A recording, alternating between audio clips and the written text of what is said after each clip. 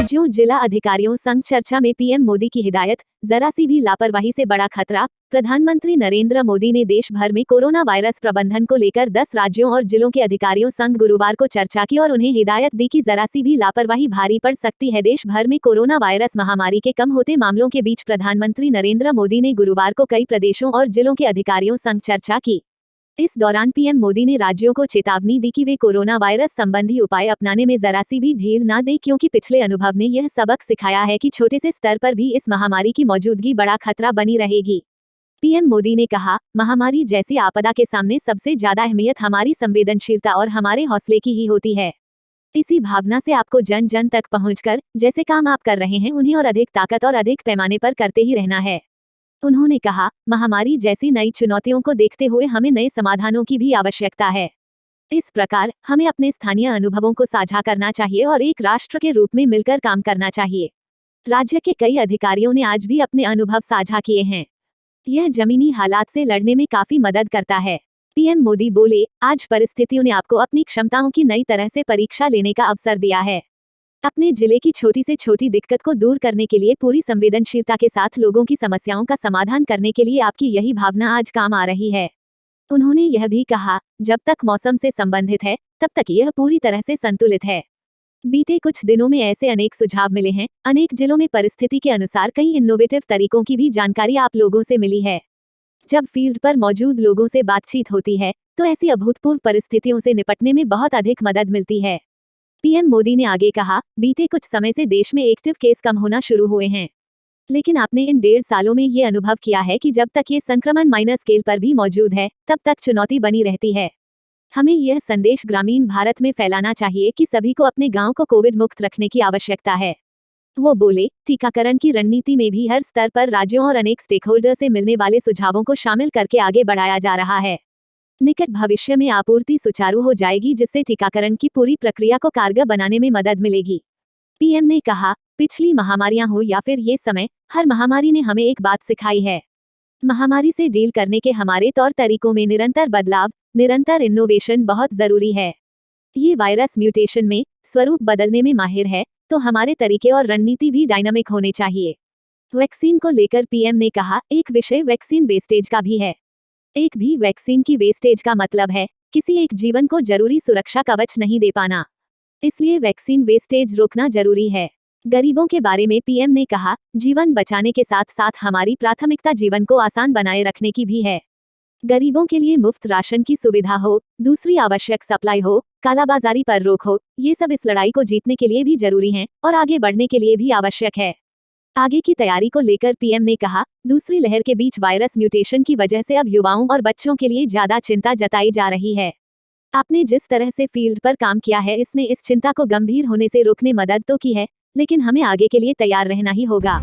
अच्छा दोस्तों, ये बात तो आपको पता चली गई होगी कि चक्रवात तूफान तोकते के बाद अब यास नाम का एक और नया तूफान आ रहा। मैंने भी आपको डीएलएस न्यूज के ऊपर ये अलर्ट बताया था, राइट। लेकिन मौसम विभाग की तरफ से यहाँ पर कुछ नई जानकारी निकल कर आ रही है जो भी आपको जरूर जान लेनी चाहिए। दरअसल दोस्तों, अब जो ये नया तूफान आ रहा ना यास, ये एक तो बंगाल की खाड़ी से उठ रहा है और अगले सप्ताह तक ये हमारे भारत में दस्तक दे सकता है। अब ऐसे में इस यास तूफान के चलते कई राज्यों में अलर्ट जारी किया गया। ये देख सकते हैं कि तोकते की तबाही के बाद चक्रवात यास का अलर्ट है। बंगाल की खाड़ी से ये तूफान टकराएगा। खास करके इसका असर 2 राज्यों में सबसे ज्यादा खतरा मंडरा रहा। कौन कौन से राज्य में आपको बताऊंगा। और ये 26 मई तक चक्रवात तूफान जो भारत में आ सकता है। हालांकि इसके बनने की प्रक्रिया जो है ना, वो तो 22, 23, 24 मई से ही शुरू हो जाएगी, लेकिन भारत की सीमाओं से अंदर घुसते हुए ये राज्यों तक कहर जो बरपाएगा ना, वो 26 मई तक कहर बरपा सकता है। अब ऐसे में किन किन राज्यों के लिए इस नए तूफान का अलर्ट है। हालांकि तोकते तूफान तो अब कमजोर हो चुका, काफी ठंडा पड़ चुका। तोकते ने भी दोस्तों बहुत भयंकर तबाही मचाई थी। गुजरात के अंदर लगभग 45-50 लोग तोकते के कारण मारे गए थे। मैंने आपको कल सारे डेटा भी बताए थे,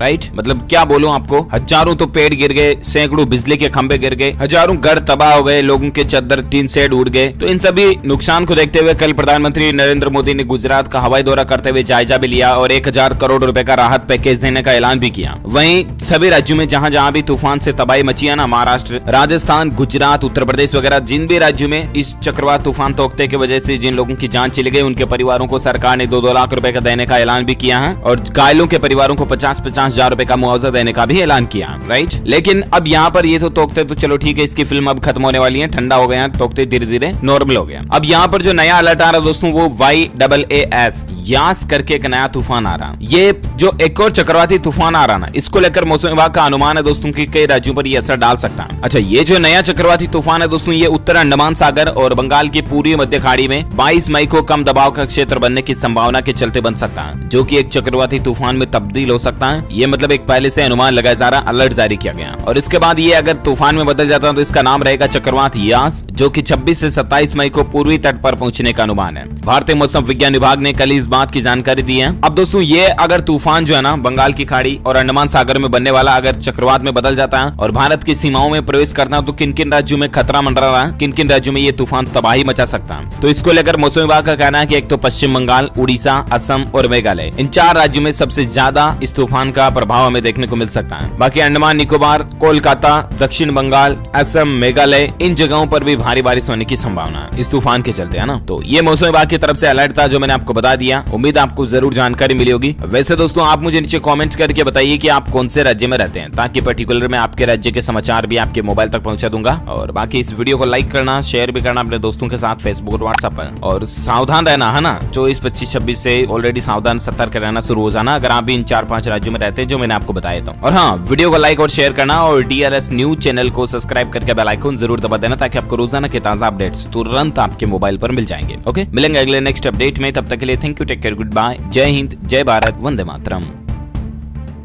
58,000 करोड़ रुपए, 58,000 करोड़ रुपए। नमस्कार, जय हिंद, वंदे मातरम भाई और बहनों, स्वागत है आपका भारत के सबसे बड़े सरकारी न्यूज चैनल पर। तो दोस्तों, टुडे ब्रेकिंग न्यूज के साथ देश और राज्य की 10 बड़ी ताजा खबरों को लेकर इस वीडियो में हम आपके सामने हाजिर हो चुके हैं। साथ ही में दोस्तों, कोरोना वायरस, लॉकडाउन, राशन वितरण और मोदी सरकार की नई योजना से जुड़ी हर छोटी से छोटी खबर और अपडेट भी इस वीडियो में देने वाले हैं। तो दोस्तों, आज की सबसे पहली और सबसे बड़ी खबर की बात करें तो स्वास्थ्य मंत्रालय ने आज कोरोना के नए आंकड़े जारी किए हैं, जिसके तहत पिछले 24 घंटों में कोरोना के 2,68,000 नए मामले सामने आए हैं। वहीं 4,529 लोगों की कोरोना की वजह से पिछले 24 घंटों में मौत हो गई है। तो दोस्तों, मौत के मामले में कोरोना ने आज फिर एक नया रिकॉर्ड कायम किया है। साथ ही इस राज्य सरकार ने किसानों को 10,000 रुपए, रेहड़ी पटरी वालों को 3,000 रुपए और मजदूरों को 2,000 रुपए सीधे उनके बैंक खाते में देने का ऐलान किया है।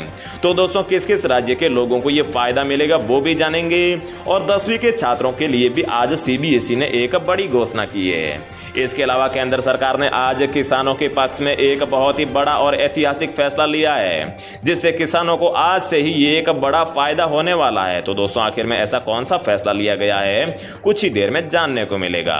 और दोस्तों, कई राज्यों में आज एक बार फिर से लॉकडाउन को बढ़ा दिया गया है, तो कहीं लॉकडाउन को और ज्यादा सख्त किया गया है, तो कुछ राज्यों में लॉकडाउन को समाप्त करने का भी ऐलान हो चुका है। तो दोस्तों, ऐसे में आप लोगों को जान लेना चाहिए कि बीते 24 घंटों में भारत के किन किन राज्यों या फिर शहरों में लॉकडाउन लगाया गया है या फिर हटाया गया है, और ऐसे में क्या खुला रहेगा, क्या रहेगा बंद, सब कुछ इस वीडियो में जानने को मिलेगा। और दोस्तों, अगर आप लोगों के घर में माताएं बहनें खाना बनाने के लिए LPG गैस सिलेंडर का इस्तेमाल करती है, तो भी इस वीडियो में आप लोगों के लिए एक फायदे की खबर लेकर आए हैं। तो दोस्तों, इन्हीं सभी खबरों को एक एक करके इस वीडियो में हम आपको देने वाले हैं। चलिए खबरों का सिलसिला शुरू करते हैं। लेकिन दोस्तों, आगे बढ़ने से पहले मेरी आपसे एक छोटी सी गुजारिश है कि अगर आप इस चैनल पर पहली बार आए हैं तो चैनल को सब्सक्राइब कर लीजिए और साथ ही में वीडियो को एक लाइक भी जरूर कर दीजिए। तो दोस्तों, आज की सबसे पहली और सबसे बड़ी खबर की बात करें तो किसानों के पक्ष में केंद्र सरकार का ऐतिहासिक फैसला। अब DAP फर्टिलाइजर के हर बैग पर मिलेगी 1,200 रुपए की सब्सिडी। जी हां दोस्तों, केंद्र सरकार ने किसानों के पक्ष में ऐतिहासिक फैसला लेते हुए तय किया है कि DAP फर्टिलाइजर मतलब कि खाद के एक बैग पर अब किसानों को 1,200 रुपए की छूट दी जाएगी। प्रधानमंत्री नरेंद्र मोदी की अध्यक्षता में हुई उच्च स्तरीय बैठक में DAP फर्टिलाइजर पर दी जाने वाली सब्सिडी में 140% इजाफे का फैसला किया है। इससे किसानों को 2,400 रुपए में मिलने वाला DAP फर्टिलाइजर का एक बैग अब 1,200 रुपए में ही मिल जाएगा। हालांकि इस फैसले के बाद केंद्र सरकार को सब्सिडी के मद में 14,775 करोड़ रुपए का अतिरिक्त खर्च आएगा। बता दें कि अब तक DAP फर्टिलाइजर मतलब कि DAP खाद के एक बैग पर किसानों को सिर्फ 500 रुपए की ही छूट मिलती थी। तो दोस्तों, आपको केंद्र सरकार का यह फैसला कैसा लगा है, अपनी राय कमेंट बॉक्स में जरूर बताइएगा। नेक्स्ट अपडेट की बात करें तो दोस्तों पीएम मोदी ने चक्रवात प्रभावित इस राज्य के लिए 1000 करोड़ की तत्काल सहायता की घोषणा की है। जी हां दोस्तों, प्रधानमंत्री नरेंद्र मोदी ने चक्रवात ताउते से प्रभावित गुजरात के लिए 1000 करोड़ रुपए की तत्काल आर्थिक सहायता की घोषणा की है। एक आधिकारिक विज्ञप्ति में यह जानकारी दी गई है। उन्होंने ताउते से प्रभावित सभी राज्यों में चक्रवात संबंधी घटनाओं में मारे गए परिजनों के लिए या फिर मारे गए लोगों के लिए 2-2 लाख रुपए और घायलों के लिए 50,000 रुपए के मुआवजे की भी घोषणा की है। प्रधानमंत्री ने गुजरात के मुख्यमंत्री विजय रूपाणी और शीर्ष अधिकारियों के साथ यहां चक्रवात की वजह से हुए नुकसान के आकलन के लिए समीक्षा बैठक के बाद में यह सहायता पैकेज को मंजूरी दी है। अगली बड़ी खबर की बात करें तो इस राज्य में लॉकडाउन प्रभावित लोगों के लिए 1250 करोड़ रुपए के पैकेज की घोषणा। जी हां दोस्तों, कर्नाटक के मुख्यमंत्री बीएस येदियुरप्पा की सरकार ने आज राज्य में लॉकडाउन से प्रभावित लोगों के लिए 1250 करोड़ रुपए के राहत पैकेज की घोषणा की है। इसके साथ ही मुख्यमंत्री ने कहा है कि अभी तक राज्य में लॉकडाउन को और बढ़ाने के बारे में कोई फैसला नहीं किया गया है। इस बारे में 24 मई से फैसला ले लिया जाएगा। 24 मई को राज्य में लॉकडाउन की मियाद खत्म हो रही है। तो दोस्तों, हम आपको बता दें कि 1250 करोड़ रुपए के पैकेज में किन लोगों को क्या मिलेगा। तो हम आपको बता दें कि ऑटो टैक्सी चालकों को 3000 रुपए की वित्तीय सहायता दी जाएगी। फूलों की खेती करने वाले किसानों को 10,000 रुपए प्रति हेक्टेयर के हिसाब से दिए जाएंगे। फुटपाथ पर फूल, सब्जी या फिर अन्य कोई भी जो हॉकर्स है उनको 3000 रुपए दिए जाएंगे। फिल्म लाइन में काम करने वाले लोगों को भी 3000 रुपए की वित्तीय सहायता दी जाएगी। प्रधानमंत्री गरीब कल्याण योजना के तहत सभी लोगों को 5 किलो मुफ्त जो है चावल दिया जाएगा और अनऑर्गेनाइज्ड श्रमिकों को 2000 रुपए सीधे उनके बैंक अकाउंट में भेजे जाएंगे। इस तरह से कोरोना काल में राज्य सरकार लोगों के खाते में टोटल 1250 करोड़ रुपए भेजेगी।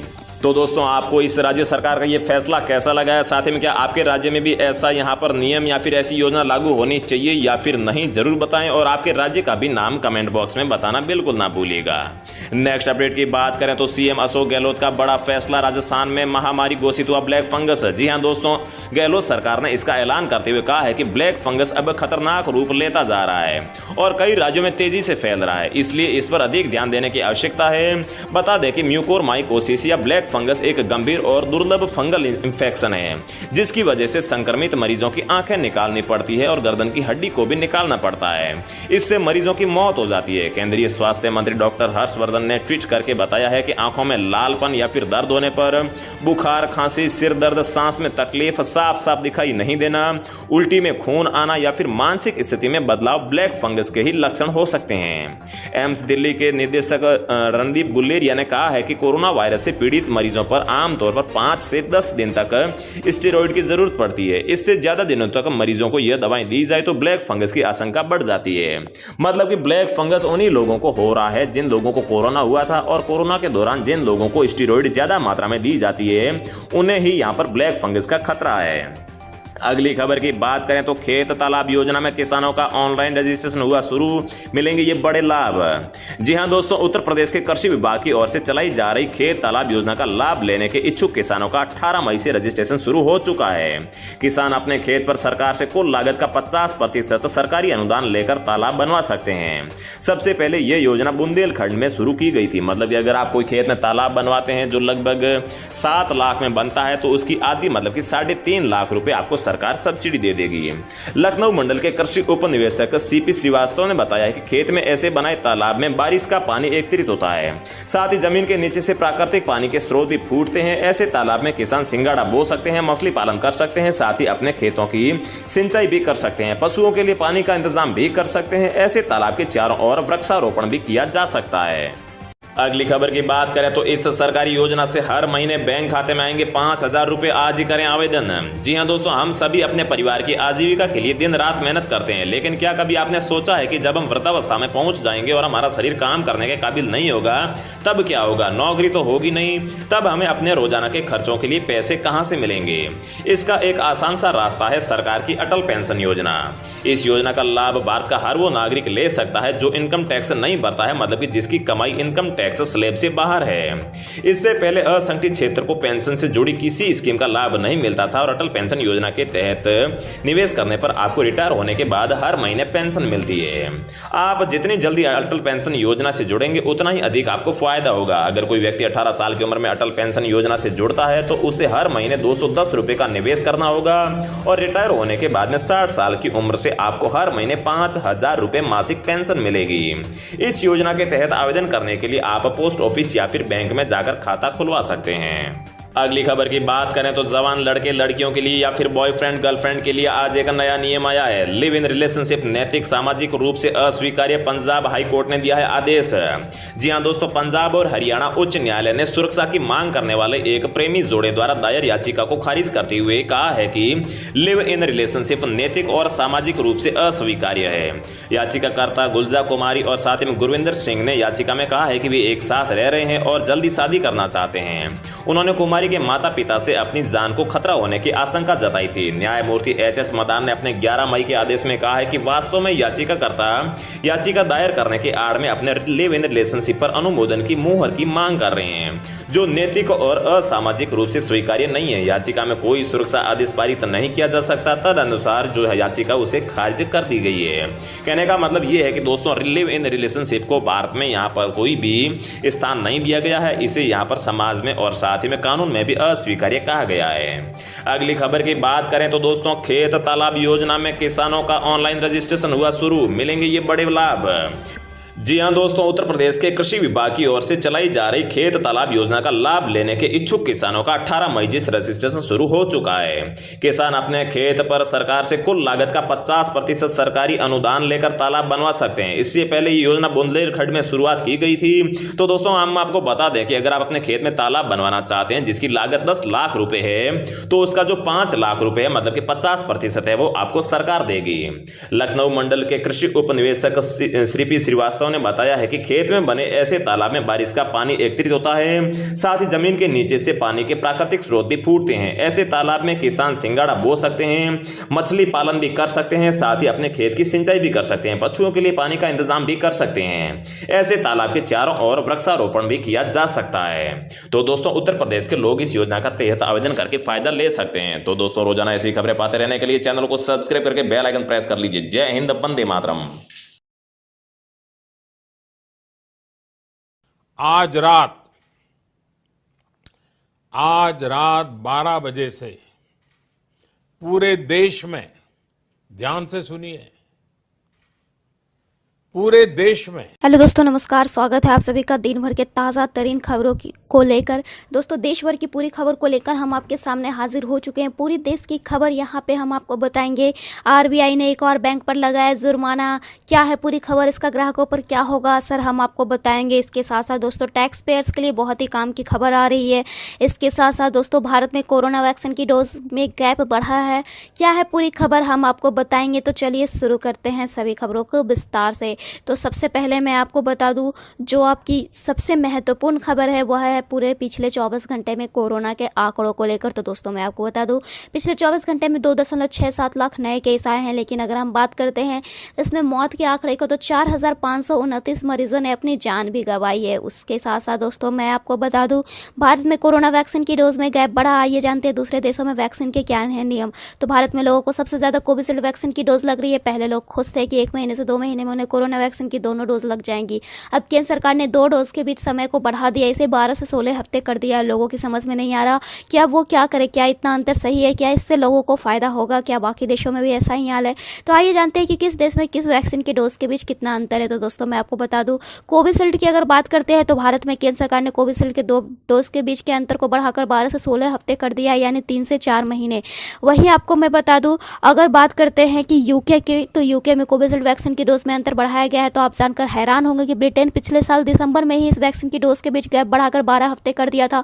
लेकिन B1617 कोरोना वेरिएंट के आने के बाद मची तबाही से डरकर 2 डोज के गैप को घटाकर 8 हफ्ते उसने कर दिया। वहीं ब्रिटेन में बात करें तो बायोएनटेक की कोरोना वैक्सीन के दोनों डोज में 12 हफ्ते का अंतर रखा था। अगर कोवैक्सीन की बात करते हैं तो भारत सरकार ने इस वैक्सीन के डोज के बीच अंतर बढ़ाने की फिलहाल कोई बात नहीं की है। कोवैक्सीन के 2 डोज के बीच 4 से 6 हफ्ते का ही अंतर है। हालांकि हो सकता है कि भविष्य में इस वैक्सीन के डोज को लेकर तय किए गए अंतर को बढ़ाया जाए। यह निर्भर करता है वैक्सीन की प्रतिरोधन क्षमता और कोरोना वेरिएंट के बढ़ते असर पर कोवैक्सीन को भारत बायोटेक इंटरनेशनल लिमिटेड ने बनाया है।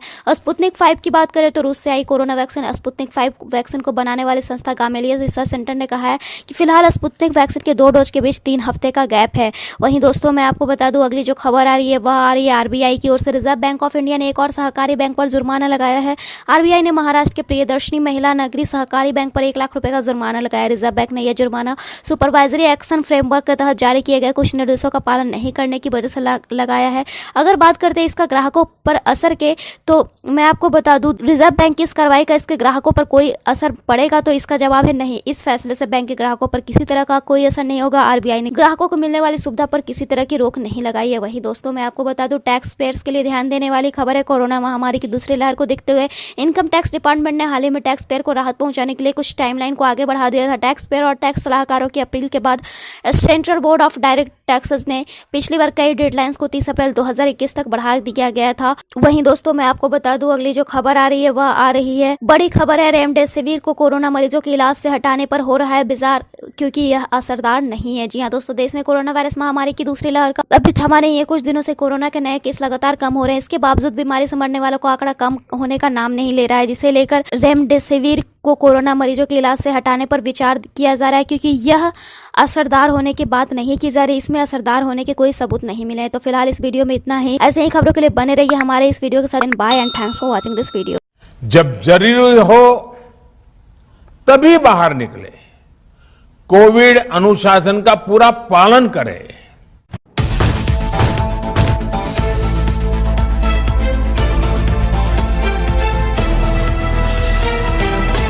दोस्तों स्वागत करते हैं बिंदास खबरें में, जहां हम आपको बताते हैं देश दुनिया की ताजा बड़ी खबरें।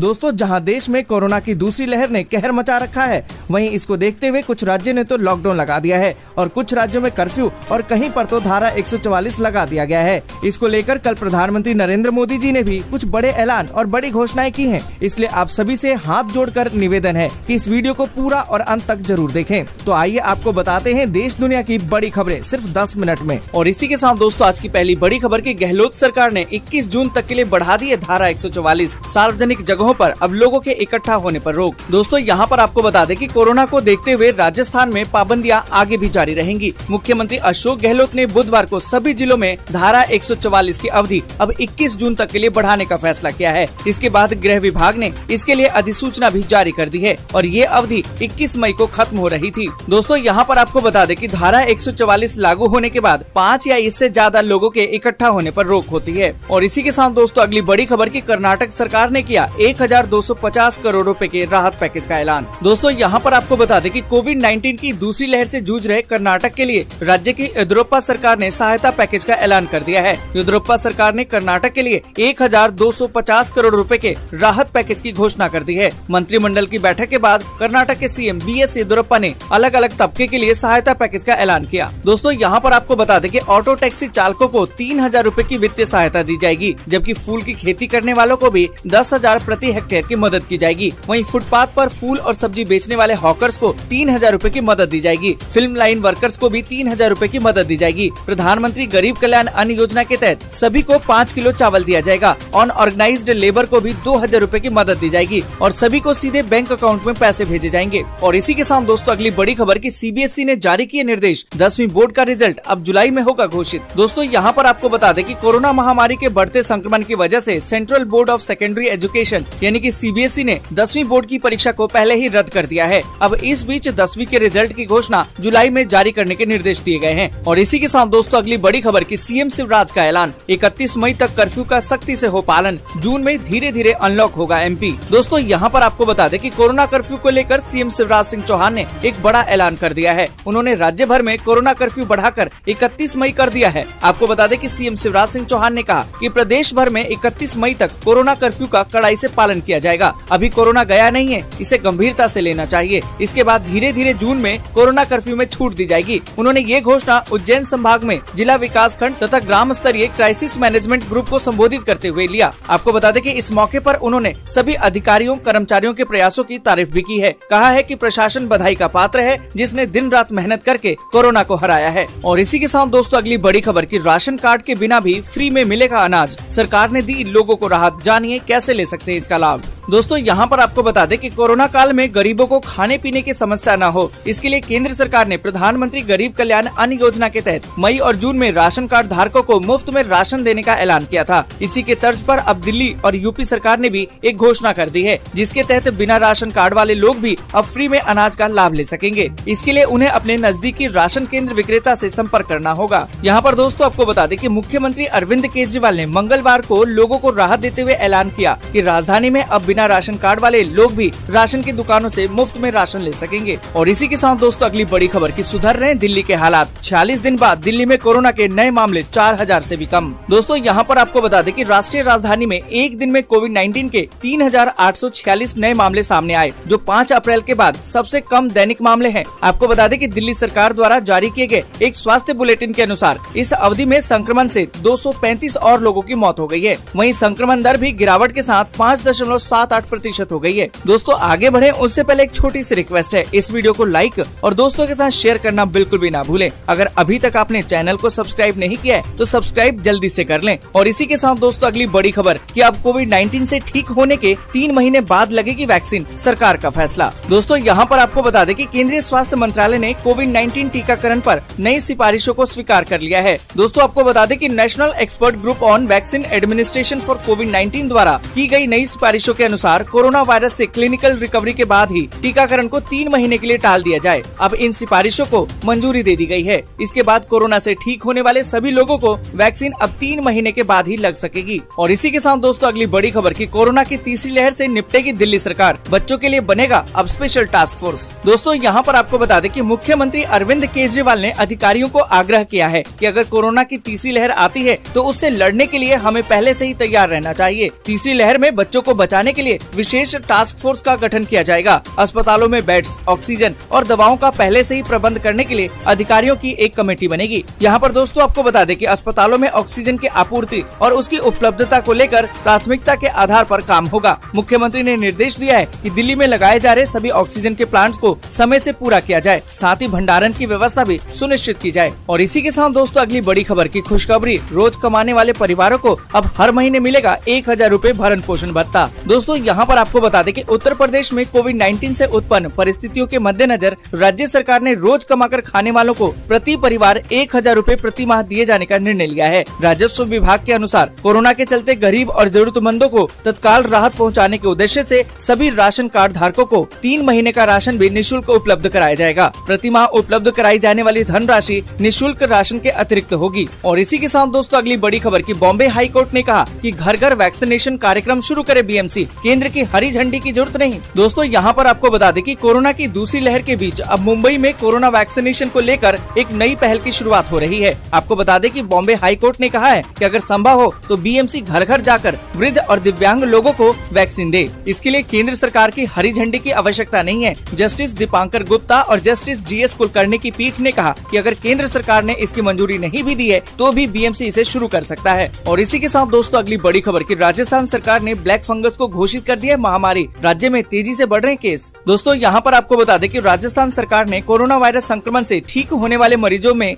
सामने आ रहे म्यूकरमाइकोसिस यानी कि ब्लैक फंगस रोग को बुधवार को महामारी घोषित कर दिया। राज्य के चिकित्सा और स्वास्थ्य विभाग ने इस बारे में बुधवार को अधिसूचना भी जारी कर दी है। आपको बता दें कि कोरोना संक्रमण को मात दे चुके कई लोगों को अब ब्लैक फंगस शिकार बना रहा है। देश में कई राज्यों में ब्लैक फंगस के मामले तेजी से बढ़ रहे हैं। दोस्तों यहाँ पर आपको बता दें कि विशेषज्ञों के अनुसार ये बीमारी कोरोना वायरस से ठीक हुए मधुमेह के मरीजों यानी कि डायबिटीज के जो मरीज हैं उनमें अधिक हो रही है। इस बीमारी में पीड़ित की आंखों की रोशनी जाने के साथ ही जबड़े तक को निकालने की नौबत आ रही है। और इसी के साथ दोस्तों अगली बड़ी खबर की पीएम नरेंद्र मोदी ने कहा कि ताउते तूफान से नुकसान का आंकलन करके केंद्र से साझा करे राज्य सरकारें, तत्काल दी जाएगी वित्तीय सहायता। दोस्तों आपको बता दें कि प्रधानमंत्री नरेंद्र मोदी ने बुधवार को कहा कि केंद्र सरकार और प्रभावित राज्यों की सरकारें मिलकर काम कर रही है। राज्य सरकारें जैसे ही चक्रवाती तूफान ताउते से जो भी नुकसान हुआ है उसका आंकलन करें और केंद्र सरकार के साथ साझा करें, तत्काल वित्तीय सहायता प्रदान की जाएगी। साथ ही दोस्तों आपको बता दें कि गोवा के मुख्यमंत्री प्रमोद सावंत ने राज्य में चक्रवाती तूफान ताउते के कारण जान गंवाने वाले परिवारों के लिए 4 लाख रुपए की अनुग्रह राशि की घोषणा कर दी है। और इसी के साथ दोस्तों अगली बड़ी खबर की वोडाफोन आइडिया ग्राहकों के लिए बड़ी खुशखबरी, अब मुफ्त में मिलेगा 49 रुपए का प्लान। दोस्तों यहाँ पर आपको बता दें कि वोडाफोन आइडिया ने अपने 6 करोड़ के करीबन निम्न आय वाले ग्राहकों को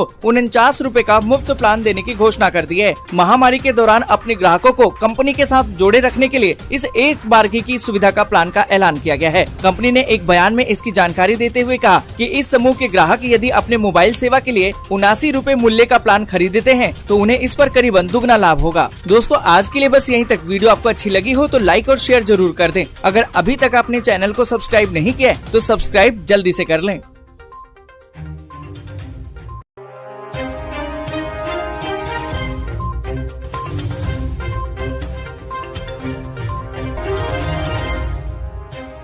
नमस्कार दोस्तों, एक बार फिर आपका स्वागत करते हैं ब्राइट फैक्ट्स में, जहां हम आपके लिए हर दिन लेकर आते हैं देश और दुनिया की 50 सबसे बड़ी खबरें।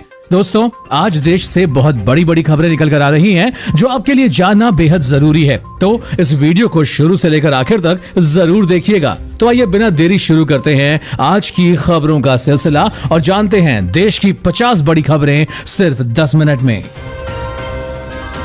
भारत में कोरोना से मौत के टूटे सारे रिकॉर्ड। पहली बार हुई एक दिन में 4,529 लोगों की मौतें और मिले 24 घंटे में 2,67,000 नए मामले।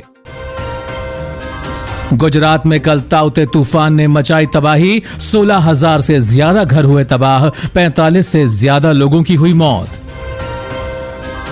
तूफान पर पीएम नरेंद्र मोदी ने किया 1,000 करोड़ रुपए की मदद का ऐलान। तूफान में मारे गए लोगों के परिवारों को मिलेगा 2-2 लाख का मुआवजा। उज्जैन में 31 मई तक बढ़ गया लॉकडाउन। सीएम की रिव्यू मीटिंग के बाद लिया गया फैसला। किसान आंदोलन में भी कोरोना ने दी दस्तक। 5 किसानों की हुई मौत और मिले कोरोना पॉजिटिव। दिल्ली सरकार का ऐलान, कोरोना से अनाथ हुए बच्चों को 25 साल की उम्र तक मिलेगी हर महीने 2,500 रुपए की पेंशन और मुफ्त शिक्षा। कोरोना के बीच योगी सरकार का बड़ा ऐलान, अब गरीबों और जरूरतमंदों को 3 महीने तक मिलेगा मुफ्त राशन। Xiaomi अपने ग्राहकों को देगी 2 महीने की अतिरिक्त वारंटी। लॉकडाउन के चलते कंपनी ने लिया फैसला। ICICI बैंक ग्राहक अब ATM कार्ड के बिना ही निकाल सकेंगे पैसे। यूपी के कोरोना अस्पताल में सफाई के बहाने मरीजों के मोबाइल चुराने वाले 3 लोग किए गए गिरफ्तार। चक्रवाती तूफान ताउते के बाद एक और नए चक्रवात की आहट ने उड़ाई सरकार की नींद। 23 से 24 मई के आसपास बंगाल की खाड़ी में आएगा तूफान।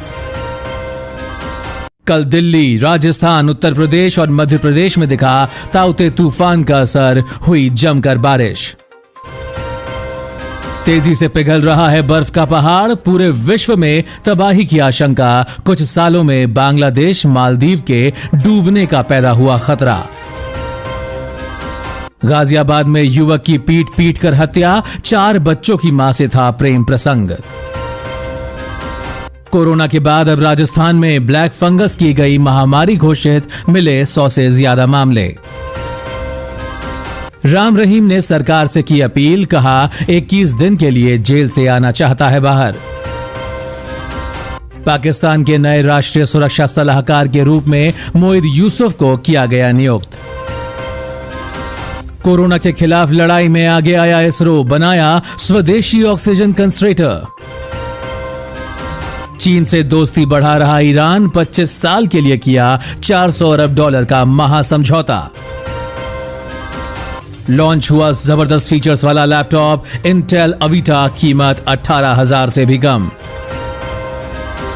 चीन ने एक बार फिर LAC पर शुरू की हलचल। चीनी सैनिक पाए गए अभ्यास करते हुए। पड़ोसी देश नेपाल में महसूस हुए भूकंप के भारी झटके। स्केल पर 5.8 रिएक्टर मापी गई तीव्रता। 21 करोड़ की हेरोइन के साथ केन्याई महिला एयरपोर्ट से की गई गिरफ्तार। रूस और चीन से 5 गुना ज्यादा कोरोना वैक्सीन दान करेगा अमेरिका, बिडेन ने की घोषणा। 290 अंक गिरकर 50,000 के नीचे बंद हुआ सेंसेक्स। दिल्ली में लॉकडाउन की वजह से बैंड बाजे वालों के सामने आया रोजी रोटी का संकट। आज नेताओं के घर के बाहर बैंड बजा कर करेंगे प्रदर्शन। गुजरात में ताउते तूफान से हजारों घरों को हुआ भारी नुकसान, पीएम मोदी ने किया हवाई सर्वे। 18 से 44 साल वाले 10 लाख लोगों को टीका लगाने वाला पहला राज्य बना राजस्थान। उत्तर प्रदेश में शादी और अन्य समारोह में अब एक समय में सिर्फ 25 ही लोग हो सकेंगे शामिल। महंगा पड़ा हमास को इजरायल से टक्कर लेना, गाजा में नर्क बनी जिंदगी, बमबारी से तबाह हुई सभी सुविधाएं। 809 रुपए वाला एलपीजी गैस सिलेंडर मिलेगा सिर्फ 9 रुपए में, पेटीएम ने शुरू किया ऑफर। कार ड्राइवर ने सिगरेट पीते हुए निकाला सैनिटाइजर तो लग गई आग, चंद मिनटों में जल गई कार। और केंद्र सरकार की व्हाट्सएप को चेतावनी, कहा नई प्राइवेसी पॉलिसी वापस ले वरना करेंगे सख्त कार्रवाई। साथ ही उत्तराखंड में लॉकडाउन से परेशान व्यापारियों ने हाथ में थाली कटोरा लेकर किया प्रदर्शन। चीन में अचानक हिलने लगी गगनचुंबी इमारत, डरकर भागने लगे लोग, वीडियो हुआ वायरल।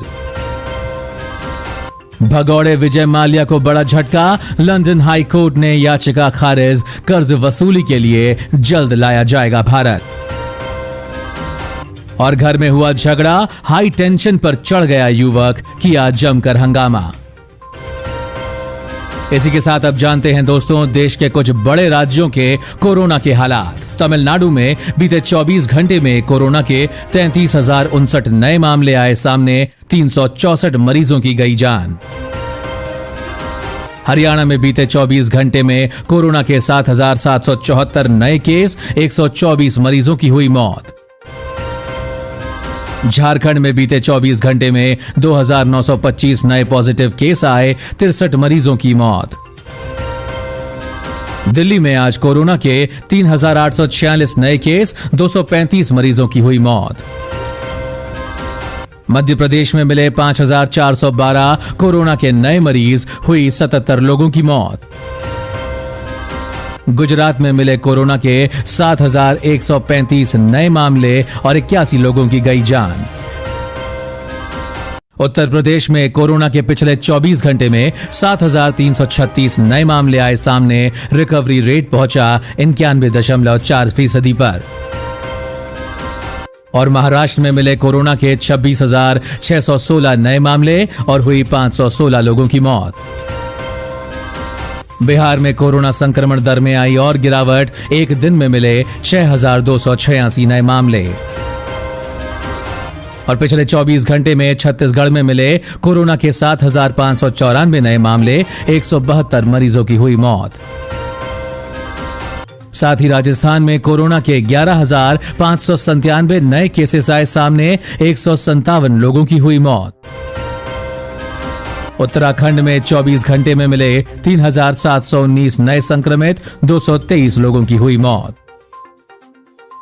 और इसी के साथ दोस्तों आज की खबरों में बस इतना ही। अगर आपको भी ये खबरें पसंद आई तो इस वीडियो को एक लाइक जरूर करें, साथ ही अपने फ्रेंड्स एंड फैमिली के साथ इसे शेयर भी जरूर करें। वीडियो अच्छा लगा तो वीडियो के बारे में कमेंट करके हमें जरूर बताएं आपको कैसी खबरें पसंद आई, आप किस प्रकार की खबरें हमारे साथ और देखना चाहेंगे, अपने सुझाव भेजें। इसी के साथ अगर आप ऐसी ही खबरें अपने मोबाइल फोन पर हर रोज देखना चाहते हैं तो बस हमारे चैनल ब्राइट फैक्ट्स को सब्सक्राइब कीजिए। सब्सक्राइब करने के लिए नीचे दिए गए इस लाल बटन को दबाएं, साथ ही साथ में दिए गए इस बेल आइकन को दबाकर ऑल पर क्लिक करना ना भूलें, ताकि आपको हमारी सभी खबरें आपके मोबाइल पर लगातार समय पर मिलती रहे। हर गरीब का जो सपना है अपने भावी पीढ़ी के लिए, मेरी सरकार का भी वही सपना है जो मेरे हर गरीब के भावी पीढ़ी के लिए सपना। केंद्र सरकार की पहल से गरीबों के सपने पूरे हो रहे हैं।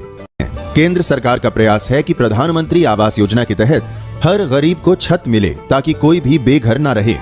नमस्कार, स्वागत है आपका भारत के सबसे बड़े सरकारी न्यूज चैनल पर। दोस्तों टुडे ब्रेकिंग न्यूज के साथ देश एवं राज्यों की 10 बड़ी ताजी और महत्वपूर्ण खबर लेकर आपके पास हाजिर हो चुके हैं। सभी खबरें सिलेक्टेड एवं काम की खबरें हैं, इसलिए भाइयों और बहनों आपसे हाथ जोड़कर प्रार्थना है वीडियो को शुरू से लेकर लास्ट तक जरूर देखिए। लॉकडाउन को लेकर आ गई सबसे बड़ी खबर, साथ में कोरोना महाबीमारी को लेकर आई 5 बड़ी खुशखबरियां आज की तारीख में। आधार कार्ड है तो 10,000 रुपए खाते में मिलना आज से सरकार ने कर दिया शुरू। जी हां, मोदी सरकार ने आज आकर देश को किया संबोधित। देश में हो गए बड़े बदलाव, संपूर्ण जानकारी सरकार ने इन खाता धारकों को, आधार कार्ड वालों को भेजना शुरू कर दिया। आज से 10-10 हजार रुपए सीधे बैंक खाते में कंप्यूटर के एक क्लिक से सरकार ने कहा सभी के खाते में मिलेंगे अब 10-10 हजार रुपए। इस लॉकडाउन के घड़ी में सरकार ने किया आर्थिक मदद, अब गरीबों को होगी मदद। जी हां, उसी के साथ आधार कार्ड वालों को मिलेगा 10-10 हजार रुपए। कैसे मिलेगा,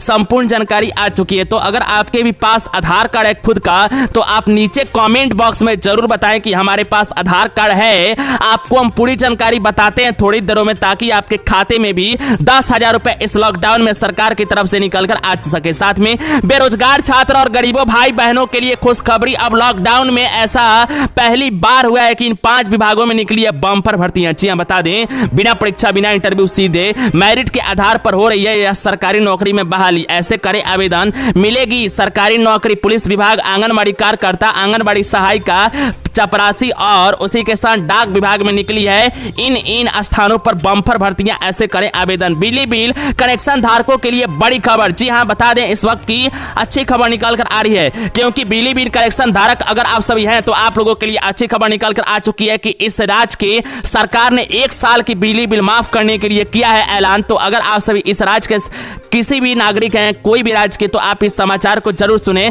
टोल फ्री नंबर जारी करके राज्यवासियों को मुख्यमंत्री ने किया ऐलान। इस नंबर पर करें मिस कॉल, हो जाएगी बिजली बिल चुटकियों में माफ। जी हां, आपको बताएंगे इसकी भी जानकारी। तो अगर आपके घरों में, जी हां, अगर आपके भी घरों में बिजली बिल कनेक्शन है तो सब कुछ जानेंगे इस समाचार में। वीडियो में लास्ट तक बने रहे, पूरी जानकारी थोड़ी देरों में। साथ में मोदी सरकार की तरफ से बड़ी ऐलान निकलकर आ चुकी है। आज से यह 5 चीजों को कर दिया गया बंद। जी हां, जिसका इस्तेमाल आप कई दिनों से लगातार करते आ रहे थे, लेकिन आज माननीय प्रधानमंत्री ने ऐलान करते हुए, घोषणा करते हुए बड़ी जानकारी दिया है। कहा है कि इन 5 चीजों को किया जा रहा है पूरे भारतवर्ष में बंद। तो अगर आप सभी इन 5 चीजों का इस्तेमाल करते थे तो पूरी जानकारी आ चुकी है कौन कौन सी यह 5 चीजें हैं, जिसका नाम भी बताएंगे और साथ साथ इसके पूरी जानकारी और संपूर्ण तरीके से बताई जाएगी। तो सरकार ने क्या कहा है और कौन कौन सी 5 चीजें जो बंद कर दी गई है, इसकी संपूर्ण जानकारी थोड़ी देर में वीडियो में लास्ट तक जरूर बने रहें। साथ में अगर आप भी, जी हां, अगर आपके भी पास Aadhaar card, PAN card, ration card, voter ID card और इन तीनों में से कोई एक कार्ड है, तो आप लोगों के लिए जरूरी सूचना, सिर्फ 5 दिन बचे हैं इस काम को करने में, वरना सरकार की तरफ से सीधा Aadhaar card, PAN card, ration card कर दिया जाएगा। जी हां, आपके यह सभी कार्ड रखे रह जाएंगे। तो अभी सरकार की तरफ से ऐलान करते हुए पूरे देश भर में कर दिया गया यह नया नियम लागू और गाइडलाइन। जी हां, आपको बता दें कि अगर आप सभी भारत के देशवासी हैं और आपको इसको पालन तो जरूर करना होगा, तो कौन कौन से नए गाइडलाइन और नियम Aadhaar card, PAN card, ration card वालों को आज से निभानी होगी, इसकी संपूर्ण जानकारी आ चुकी है। सभी जानकारी आप लोगों को मिलेगी आज के इस सरल और साधारण वीडियो में। तो वीडियो में लास्ट तक जरूर बने रहें। संपूर्ण जानकारी सरल और साधारण शब्दों में आपको बताएंगे ताकि समझने में और भी आसानी हो। तो पूरी जानकारी थोड़ी देरों में। साथ में रसोई गैस सिलेंडर वालों के लिए बड़ी खबर। रसोई गैस सिलेंडर को लेकर हो गया बड़ा बदलाव देश में। जी हां, बड़ा बदलाव, बड़े नियम लगा दिया गया पूरे देश भर में। यह गाइडलाइन के साथ रसोई गैस सिलेंडर वालों को अब पालन करना होगा। इसके मुताबिक अगर आपके भी घरों में रसोई गैस सिलेंडर है तो एजेंसी वाले यह बात को नहीं बताएंगे, जो बात आज सरकार ने बड़ी घोषणा करके बताया है। तो आपको बता दें कि सुबह सुबह आज की ताजी खबर में बताई गई है, सरकार की तरफ से वो जानकारी आपको देंगे, क्योंकि रसोई गैस सिलेंडर धारकों के लिए सरकार ने कुछ अहम बदलाव किए हैं और गाइडलाइन के साथ नए नियम दिए गए हैं। तो इसकी भी जानकारी आप लोगों को मिलेगी। तो इस समय की बड़ी खबर आ चुकी है रसोई गैस सिलेंडर को लेकर। तो क्या है खबर, अगर आपके भी घरों में है रसोई गैस सिलेंडर तो इस खबर में बने रहें। पूरी जानकारी सरल और साधारण शब्दों में थोड़ी देरों में लास्ट तक जरूर बने रहें। साथ में अगर आपके भी पास राशन कार्ड है तो प्रधानमंत्री ने किया घोषणा, मोदी सरकार ने कर दिया राशन कार्ड पर बड़ा बदलाव। जी हाँ, बता दें कि अगर आपके भी पास राशन कार्ड है, आप राशन लेते हैं, कोई भी एक व्यक्ति पर 5 किलो राशन फ्री में दिया जा रहा है इस वक्त 2 महीने के लिए लॉकडाउन के अंतर्गत। तो अगर आप भी राशन कार्ड रखे हुए हैं तो आप लोगों के लिए बड़ी खबर निकल कर आ चुकी है। नरेंद्र मोदी ने आकर सीधे यहां पर घोषणा किया है, एक ऐसी गाइडलाइन निकाल दिया है जिसमें बड़े बदलाव कर दिए गए हैं। तो आपको बता दें कि पूरी जानकारी इस समाचार के अंतर्गत आपको मिलेगी। ब्रेकिंग न्यूज, ताजी खबर, मुख्य समाचार। प्रधानमंत्री नरेंद्र मोदी ने किया राशन कार्ड के लिए बड़ी घोषणा, नया नियम जारी। पूरी जानकारी, संपूर्ण जानकारी थोड़ी देरों में, वीडियो में अंतिम तक जरूर बने रहें। साथ में अगर आप सभी अनपढ़, 5वीं पास, 8वीं पास, 10वीं पास, 12वीं पास, ग्रेजुएशन पास छात्र छात्र छात्राएं हैं, बेरोजगार हैं, आप लोगों के लिए सरकारी नौकरी के लिए सरकार ने लिया अहम फैसला। इस लॉकडाउन में भी निकल कर आई 8 विभागों में बम्पर भर्तियां, जैसे कि आंगनबाड़ी कार्यकर्ता, आंगनबाड़ी सहायिका, सुपरवाइजर, डाक विभाग भर्ती, जी हाँ स्टेट बैंक ऑफ इंडिया में भर्ती, रेलवे भर्ती और डाकिया की भर्ती, जी हाँ आंगनबाड़ी कार्यकर्ता के साथ भारतीय डाकिया की भर्ती या पुलिस भर्ती, सारे विभागों में निकली है। इन पदों पर आवेदन करने के लिए होगी लास्ट तारीख इस तारीख को। तो कैसे करेंगे आवेदन? अगर आप सभी अनपढ़ हैं, 5वीं पास, 8वीं पास, 10वीं पास, 12वीं पास, ग्रेजुएशन पास या पोस्ट ग्रेजुएट हैं, तो पूरी जानकारी आप लोग देखें, संपूर्ण जानकारी थोड़ी देरों में। इनमें कोई ऐसे यहाँ पर विभाग निकल कर आ रहे हैं जिसमें बिना परीक्षा, बिना इंटरव्यू, सीधे मेरिट के आधार पर भी हो रही है बहाली। इसकी भी जानकारी, पूरी जानकारी थोड़ी देरों में, तो वीडियो में लास्ट तक जरूर बने रहें। साथ में 10 ऐसे सरकारी बैंकों में खाता, तो अभी की आई सबसे बड़ी ब्रेकिंग न्यूज, बड़ी खबर। जी हाँ, 10 ऐसे सरकारी बैंकों में खाता, तो सरकारी बैंक की तरफ से सरकार ने बदल दिए यह सारे नियम, पुराने नियम हो गए बंद। सरकारी बैंक में जल्दी करे, पैसा है तो निकाल दें, वरना पैसे भी हो जाएंगे बर्बाद और खत्म। क्योंकि एप्लीकेशन के अंतर्गत सरकार ने इन 5 एप्लीकेशनों को अपने मोबाइल में नहीं डाउनलोड करने के लिए कहा है। तो सरकारी बैंक में कौन कौन से बैंक हैं जो यह जानकारी अलर्ट अपने ग्राहकों को दिए हैं, इसकी संपूर्ण जानकारी निकल कर आ चुकी है। तो थोड़ी देर में आपको इसकी भी जानकारी मिलेगी। तो दोस्तों और भाइयों बहनों, आज के समाचार में हम आपको इन्हीं सभी महत्वपूर्ण खबरों की जानकारी एक एक करके विस्तार में देने वाले हैं। चैनल पे नए आए हैं, चैनल को सब्सक्राइब करें, पास में हुए घंटे के निशान को दबाकर इस वीडियो को लाइक अपने दोस्तों में जरूर शेयर करें। दोस्तों हमारे चैनल पर गिवअवे यानी कि महाप्रतियोगिता चिकन कंपटीशन चल रही है, जिसके अंतर्गत आप सभी सैमसंग ओप्पो के स्मार्टफोन बिल्कुल फ्री में आप सभी जीतेंगे चैनल की तरफ से। इसके लिए आपको एक सरल सा क्वेश्चन का जवाब देना होता है। दोस्तों आज का प्रश्न आप सभी जरूर बताएं कि जी आप किस राज्य से इस समाचार, इस वीडियो को, इस मुख्य समाचार को देख रहे हैं। नीचे कमेंट बॉक्स में अपने राज्य का नाम बताएं। आप सभी को जरूर इसमें पार्टिसिपेट होना है और आपको रैंडमली सिलेक्ट करके आपको उपहार दिया जाएगा। तो आप सभी टेंशन ना लें, चलिए बताते हैं आज की मुख्य समाचार पूरी विस्तार में। राशन कार्ड ना होने वाले पात्रों को भी 3 महीने तक फ्री राशन देगी उत्तर प्रदेश सरकार। जी हां, शासनादेश जारी। आपको बता दें कि राज्य सरकार ने कोरोना महामारी के यहां पर परिस्थितियों को देखते हुए गरीबों को और जरूरतमंद लोगों को बड़ी राहत की खबर सुनाई है। आपको बता दें कि जिस प्रकार यहां पर पात्र व्यक्तियों के राशन कार्ड नहीं बने हैं, उन्हीं अभिभावक के चालक के कार्ड बनाकर तत्काल राशन दिया जाएगा। आप लोगों को बता दें कि अमर मुख्य सचिव ने यहां पर कहा है मंगलवार को कि इस संबंध में शासनादेश जारी करते हुए इसकी सूचना ऊपर यहां पर आप लोगों को बता दें सबसे पहले कि मुख्य सचिव खाद्य एवं रसद, जी हां खाद्य एवं रसद और जिला अधिकारियों को भेज दिया गया है। और शासनादेश में कहा गया है कि जिन पात्र और व्यक्तियों के राशन कार्ड नहीं बने हुए हैं उन लोगों को और उसी के साथ अभियान चलाकर इसके राशन कार्ड बनाए जाएंगे और जिससे उन्हें भी मुफ्त राशन मिलेगा और लाभ भी मिलेगा। आप लोगों को बता दें कि अगर आपके पास राशन कार्ड नहीं है, आप उत्तर प्रदेश से हैं, तो आप लोग नीचे कमेंट बॉक्स में बताएं और आपको अब से यहां पर राशन मिलेगी, वो भी 3 महीना बिल्कुल फ्री में, कोई भी पैसा देने की आवश्यकता नहीं है, सबको मिलेगा राशन। जी आपको बता दें इस वक्त की ब्रेकिंग न्यूज, ताजी खबर, मुख्य समाचार निकल कर आ चुकी है। शासनादेश ने कहा कि राशन कार्ड धारकों को जून, जुलाई और अगस्त का राशन मुफ्त में दिया जाएगा। केंद्र सरकार द्वारा जारी किए गए दिशा निर्देश के अनुसार मुफ्त में राशन दिया जाएगा। मुफ्त में राशन देने के लिए वित्त विभाग एवं खाद्य और रसद विभाग के तरफ से आपको बता दें कि पूर्ण में ही यहां पर अतिरिक्त बजट आवंटन किया गया है और वित्तीय वर्ष 2021-22 में यहां पर आप लोगों को बता दें कि बड़ी खबर ब्रेकिंग न्यूज सामने निकल कर आ चुकी है कि वितरण प्रणाली के अंतर्गत इस प्रक्रिया के संबंध में विस्तृत और दिशा निर्देश खाद्य एवं रसद विभाग द्वारा अलग से जारी किया जाएगा। इसको लेकर बड़ी खबर। तो भाइयों बहनों, अगर आप सभी के पास राशन कार्ड नहीं है, टेंशन लेने की आवश्यकता नहीं है, 3 महीने तक राशन बिल्कुल फ्री में यूपी सरकार आप लोगों को देगी। चलिए बढ़ते हैं अगली खबर विस्तार में जान लेने के लिए। अपनी बेटिया की उज्जवल भविष्य के लिए इस योजना में करें निवेश, उच्च शिक्षा और शादी में मिलेगी मदद। जी हां, आपको बता दें कि अगर आप अपनी बेटियों की उच्च शिक्षा देखना चाहते हैं, शादी अच्छे घर में करना चाहते हैं, उसकी मदद चाहिए, तो आपकी बेटी के उज्जवल भविष्य के लिए इस योजना में आपको करना होगा निवेश। जी हां, तो आपको बताएंगे सबसे पहले बता दें कि भारतीय डाक के विभाग के वेबसाइट के अनुसार न्यूनतम 250 रुपए की राशि इस खाते में खुलवाया जा सकता है। आप लोगों को बता दें जैन कोई भी यानी कि बकायल जैन कोई भी व्यक्ति इस स्कीम 1 साल तक न्यूनतम 250 रुपए से लेकर अधिकतम 1.5 लाख रुपए तक निवेश कर सकता है। उसी के साथ आपको बता दें कि एक्सपर्ट इस बात पर जोर डालते हैं कि हमें कोई उम्र से ही यानी नौकरी की शुरुआत के साथ ही बचत और निवेश की आदत डालनी शुरू कर देनी चाहिए। उसको लेकर खबर निकल कर आ रही है कि आप अपनी बेटियों की अगर उज्जवल भविष्य देखना चाहते हैं तो आप इस योजना में जरूर पार्टिसिपेट करें और अपनी बेटियों की उज्जवल भविष्य कराएं। तो दोस्तों और भाइयों बहनों, आज के समाचार में इतना ही। नए आए हैं तो चैनल को जरूर सब्सक्राइब करें, इस वीडियो को लाइक अपने दोस्तों में जरूर शेयर करें। मिलते हैं नई वीडियो में। जय हिंद, वंदे मातरम। इस वक्त की बड़ी खबर की सारी परीक्षाएं रद्द कर दी गई हैं। बड़ी खबर आपको बता दें कि 10वीं बोर्ड की परीक्षाएं हो चुकी हैं रद्द।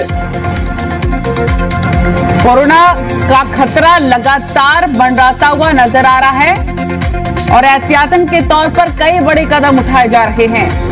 इस बीच एक बड़ा फैसला 12वीं बोर्ड की पर लिया गया है। 10वीं बोर्ड और 12वीं बोर्ड की परीक्षाओं को रद्द करने का कोरोना के मद्देनजर। मैं चाहूंगा ये बड़ी खबर है कि प्रधानमंत्री नरेंद्र मोदी ने एचआरडी मिनिस्टर निशंक के साथ बैठक की। कोरोना जो महामारी है इसमें किस तरह से परीक्षा होगी, क्योंकि चाहे शिक्षक हो या शिक्षार्थी हो, दोनों की जान का खतरा है। प्रधानमंत्री इसको समझे और ये रास्ता तय किया गया कि 10वीं और 12वीं की परीक्षा है उसको रद्द कर दिया जाए।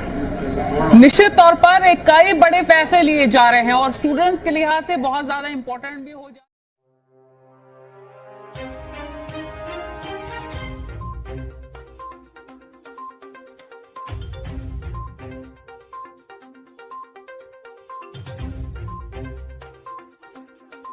भारत का किसान खुल करके खेती करेगा, जहां मन आएगा अपनी उपज बेचेगा, जहां ज्यादा पैसा मिलेगा वहां बेचेगा, किसी बिचौलिए का मोहताज नहीं रहेगा।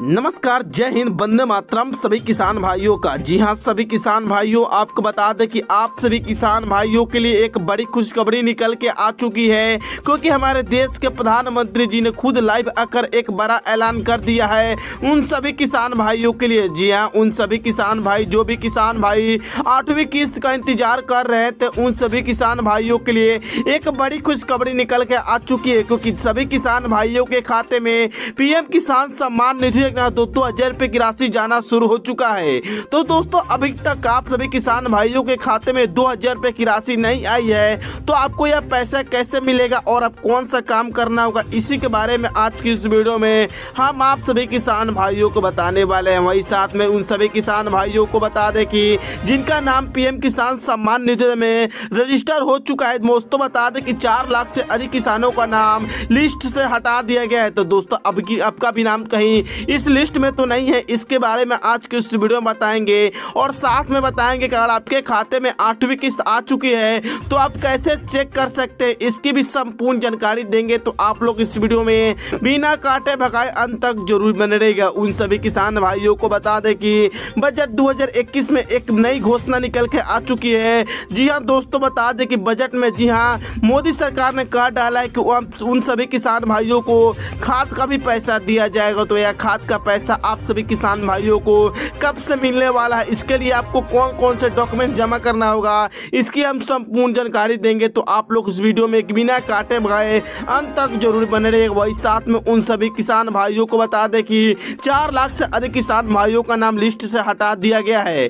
जी हाँ दोस्तों, बता दें कि मोदी सरकार ने एक बड़ी पहल चालू की है, जिसके अंतर्गत आपको बता दें कि साल में 3 बार आप सभी किसान भाइयों को 2,000 रुपए की राशि आपके खाते में देती है, यानी 6,000 रुपए सालाना आप सभी किसान भाइयों को मिलता है। तो दोस्तों बता दें कि मोदी सरकार ने कहा डाला है कि जी हाँ दोस्तों, आप सभी किसान भाइयों के खाते में भेजे जाएंगे 8वीं किस्त 2,000 रुपए की राशि और साथ में खाद का भी पैसा दिया जाएगा उन सभी किसान भाइयों को लिए। तो दोस्तों आपको यह पैसा कब से मिलेगा, इसकी हम संपूर्ण जानकारी देने वाले हैं। तो आप सभी किसान भाइयों, आप हमें नीचे कमेंट करके बताएंगे कि अभी तक आप लोगों को 8वीं किस्त का पैसा मिला है कि नहीं मिला है, और साथ में जो मोदी सरकार ने 7वीं किस्त यानी 7 किस्त का पैसा उन सभी किसान भाइयों के खाते में भेज दिए। तो आप सभी किसान भाइयों को कौन सा किस्त का पैसा नहीं मिला है, आप हमें नीचे जरूर कमेंट कर दीजिएगा। वही बता दें कि मोदी सरकार की तरफ से एक बड़ी घोषणा निकल के आ चुकी है, तो इसके ही बारे में आज की इस वीडियो में हम आपको सभी किसान भाइयों को बताने वाले हैं। उससे पहले आप सभी किसान भाइयों,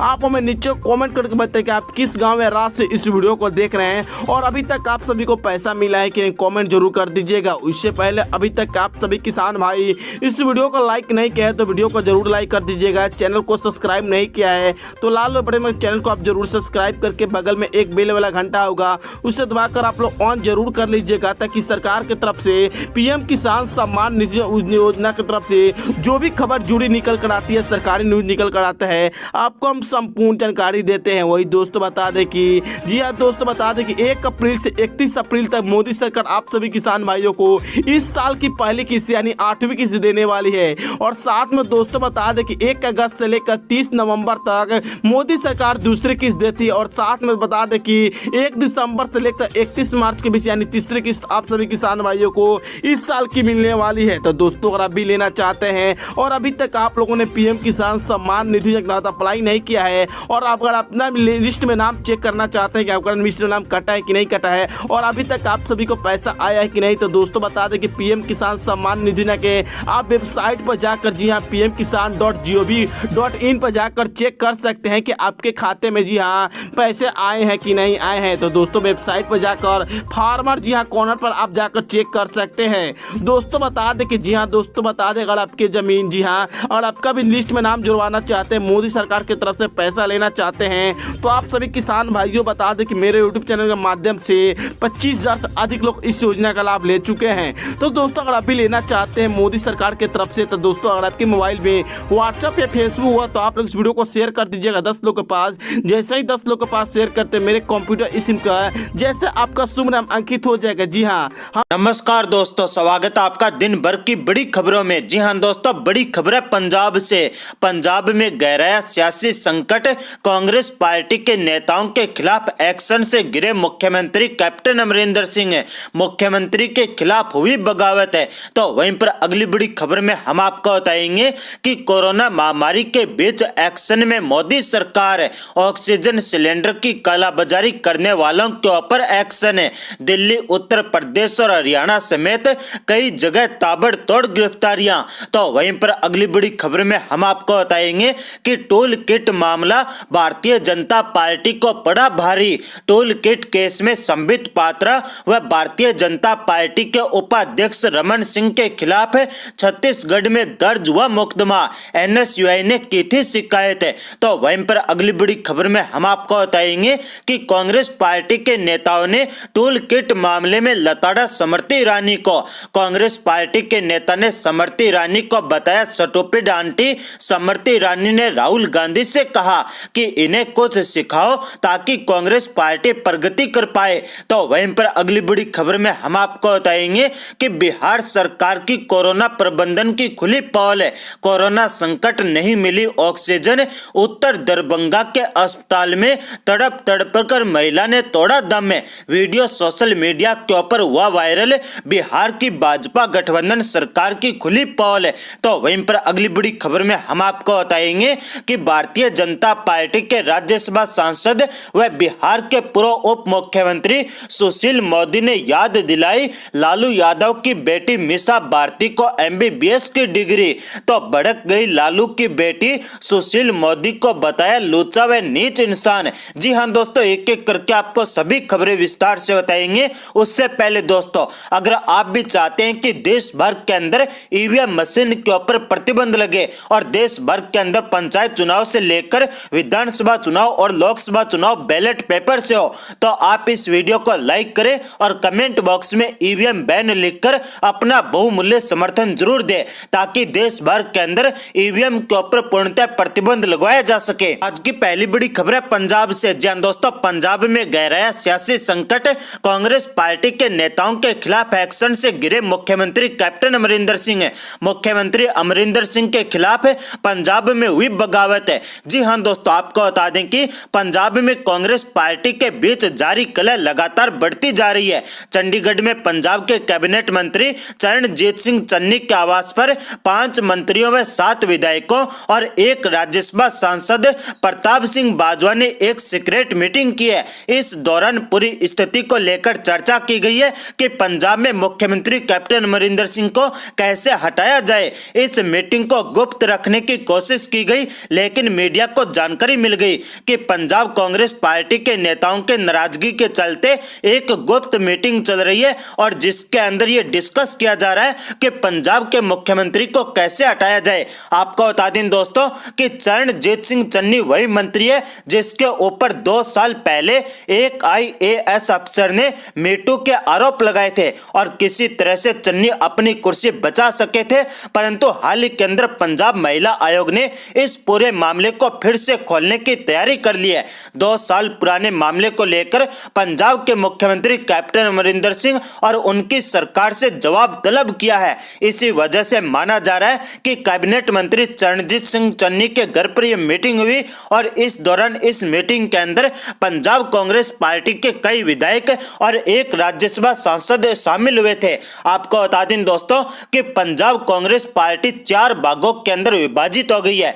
एक भाग पंजाब के मुख्यमंत्री कैप्टन अमरिंदर सिंह का है, दूसरा धड़ा कॉमेडियन नवजोत सिंह सिद्धू का है, तीसरा धड़ा राज्यसभा सांसद प्रताप सिंह बाजवा का है और चौथा धड़ा पंजाब सरकार के कैबिनेट मंत्री चरणजीत सिंह चन्नी का है। और ये चारों धड़े अलग अलग दिशाओं के अंदर चल रहे हैं। अब देखना होगा कि क्या केंद्रीय नेतृत्व पंजाब के अंदर कांग्रेस पार्टी की सरकार को बचा पाएगा। आज की अगली बड़ी खबर है टूल किट मामले को लेकर। जी दोस्तों, टूल किट मामला भारतीय जनता पार्टी को पड़ा भारी। टूल किट केस में भाजपा के प्रवक्ता संबित पात्रा व भाजपा के राष्ट्रीय उपाध्यक्ष रमन सिंह के खिलाफ दर्ज हुआ मुकदमा। NSUI ने छत्तीसगढ़ में की थी शिकायत।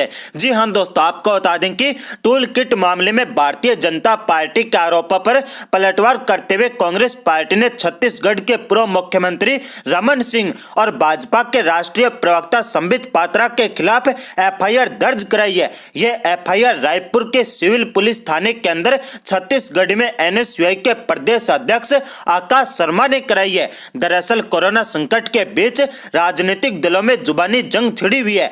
भाजपा की ओर से प्रवक्ता संबित पात्रा ने कांग्रेस पार्टी के ऊपर आरोप लगाया है कि उनकी एक टूल किट के जरिए इस संकट के वक्त में प्रधानमंत्री नरेंद्र मोदी को बदनाम करने की साजिश चल रही है। कांग्रेस पार्टी ने इन आरोपों को झूठा करार दिया और संबित पात्रा के ऊपर FIR दर्ज करा दी है। छत्तीसगढ़ NSUI की तरफ से पूर्व मुख्यमंत्री रमन सिंह और बीजेपी प्रवक्ता संबित पात्रा के खिलाफ FIR दर्ज कराई गई है। आपको बता दें कि टूल किट मामले में NSUI के प्रदेश अध्यक्ष आकाश शर्मा ने छत्तीसगढ़ की राजधानी रायपुर के सिविल थाने के अंदर शिकायत दर्ज कराई है, जिसके बाद पुलिस ने शिकायत के आधार पर अब FIR दर्ज कर लिए और छत्तीसगढ़ पुलिस जल्दी ही दिल्ली के लिए रवाना होगी, जहां से संबित पात्रा को गिरफ्तार करके छत्तीसगढ़ लाया जाएगा। आपको बता दें दोस्तों कि FIR के अंदर IT रिसर्च सेल के लेटर हेड को जाली बताने और उसके ऊपर झूठी और मनगढ़ंत सामग्री इंटरनेट मीडिया के ऊपर साझा करने का आरोप लगाया है। साथ ही भाजपा के ऊपर आरोप लगा है कि भाजपा इस महामारी के दौरान दूसरे राजनीतिक दलों को बदनाम कर रही है और अपने कर्तव्यों का पालन न करते हुए मोदी सरकार लगातार झूठे तथ्यों के आधार पर अपनी नाकामियों को छिपाने की कोशिश कर रही है। आज की अगली बड़ी खबर है मोदी सरकार को लेकर। जी दोस्तों, कोरोना महामारी के बीच एक्शन में मोदी सरकार। ऑक्सीजन सिलेंडर की कालाबाजारी करने वालों के ऊपर एक्शन। दिल्ली, यूपी और हरियाणा में ताबड़तोड़ गिरफ्तारियां। जी हां दोस्तों, आपको बता दें कि कोरोना संकट के बीच कुछ लोग ऑक्सीजन सिलेंडर व दवाओं की कालाबाजारी करने से बाज नहीं आ रहे हैं। ऐसे में कल यानी बुधवार को पुलिस ने दिल्ली, हरियाणा और यूपी से इनकी कालाबाजारी में लिप्त कई लोगों को धर दबोचा। दिल्ली क्राइम ब्रांच ने जहां ऑक्सीजन सिलेंडर के नाम पर धोखाधड़ी करने वाले 4 लोगों को गिरफ्तार किया, तो वहीं पर हरियाणा पुलिस ने ऑक्सीजन व दवाओं की कालाबाजारी में शामिल 76 लोगों को गिरफ्तार किया है। यूपी में STF ने 2 भाइयों को पकड़ा है। आपको बता दें दोस्तों कि दिल्ली क्राइम ब्रांच ने ऑक्सीजन सिलेंडर उपलब्ध कराने के नाम पर लोगों से ठगी करने वाले गिरोह का बुधवार को भंडाफोड़ किया। बिहार शरीफ और नालंदा के 4 लोगों को गिरफ्तार किया गया है। कोरोना महामारी के बीच ये लोग ऑक्सीजन सप्लाई देने के नाम पर पैसे इकट्ठा करके धोखाधड़ी करते थे। इनके पास से बैंक अकाउंट, ATM कार्ड और नकदी बरामद की गई है। अकाउंट से करीब 1 करोड़ का लेन देन हुआ है। हालांकि अब पुलिस ने उसे सीज कर दिया है और इन लोगों की सभी संपत्ति को जब्त किया जाएगा। ऑक्सीजन सिलेंडर के नाम पर ठगी करने वाले लोग छोटे चौधरी गैंग गिरोह के लोग हैं। आपको बता दें दोस्तों कि बिहार के नालंदा से इस गैंग के 4 सदस्य गिरफ्तार किए गए हैं। दिल्ली के कई व्यक्तियों सहित पूरे भारत के अंदर कई लोगों लोगों को इन्होंने ऑक्सीजन सिलेंडर उपलब्ध कराने के बहाने ठगी की है। इनके पास से 21 मोबाइल फोन, 22 सिम कार्ड जब्त किए गए। Laptop, Aadhaar card, voter ID card, bank account का भी पता चला है और पुलिस ने इनके बैंक अकाउंट को सीज कर लिया है और इनके ऊपर हत्या का मुकदमा दर्ज किया गया। आपको बता दें दोस्तों कि साथ ही पुलिस ने तैयारी कर ली है कि इनके ऊपर राष्ट्रद्रोह और NSA का भी मुकदमा दर्ज किया जाएगा। आज की अगली बड़ी खबर है बिहार से। जी दोस्तों, भाजपा के पूर्व उप मुख्यमंत्री व राज्यसभा सांसद सुशील मोदी ने याद दिलाई लालू यादव की बेटी मीसा भारती को MBBS की डिग्री, तो भड़क गई लालू यादव की बेटी। सुशील मोदी को बताया लुच्चा व नीच इंसान। जी हां दोस्तों, आपको बता दें कि बिहार में RJD नेता तेजस्वी यादव के अपने सरकारी आवास में कोरोना केयर सेंटर खोले जाने के मामले ने तूल पकड़ लिया है। विरोधी इसे तेजस्वी की राजनीतिक नौटंकी बता रहे हैं तो RJD इसके जरिए सरकारी व्यवस्था के ऊपर निशाना साध रही है। इन सबके बीच लगातार लालू परिवार के ऊपर हमलावर रहने वाले बिहार के पूर्व उप मुख्यमंत्री सुशील मोदी और लालू यादव की बेटी रोहिणी आचार्य आमने सामने आ गए हैं। दरअसल सुशील मोदी ने तेजस्वी यादव की बहनों के ऊपर तंज कसा और पूछा कि उनकी 2 बहनें MBBS है, फिर कोरोना संक्रमण के दौरान उनकी सेवाएं क्यों नहीं ली गई। सुशील मोदी ने ट्वीट करते हुए लिखा कि तेजस्वी प्रसाद यादव को सरकारी आवास के बजाय अवैध तरीके से पटना में अर्जित दर्जनों मकानों में से किसी को कोरोना अस्पताल बनाना चाहिए था, जहां गरीबों का मुफ्त में इलाज होता।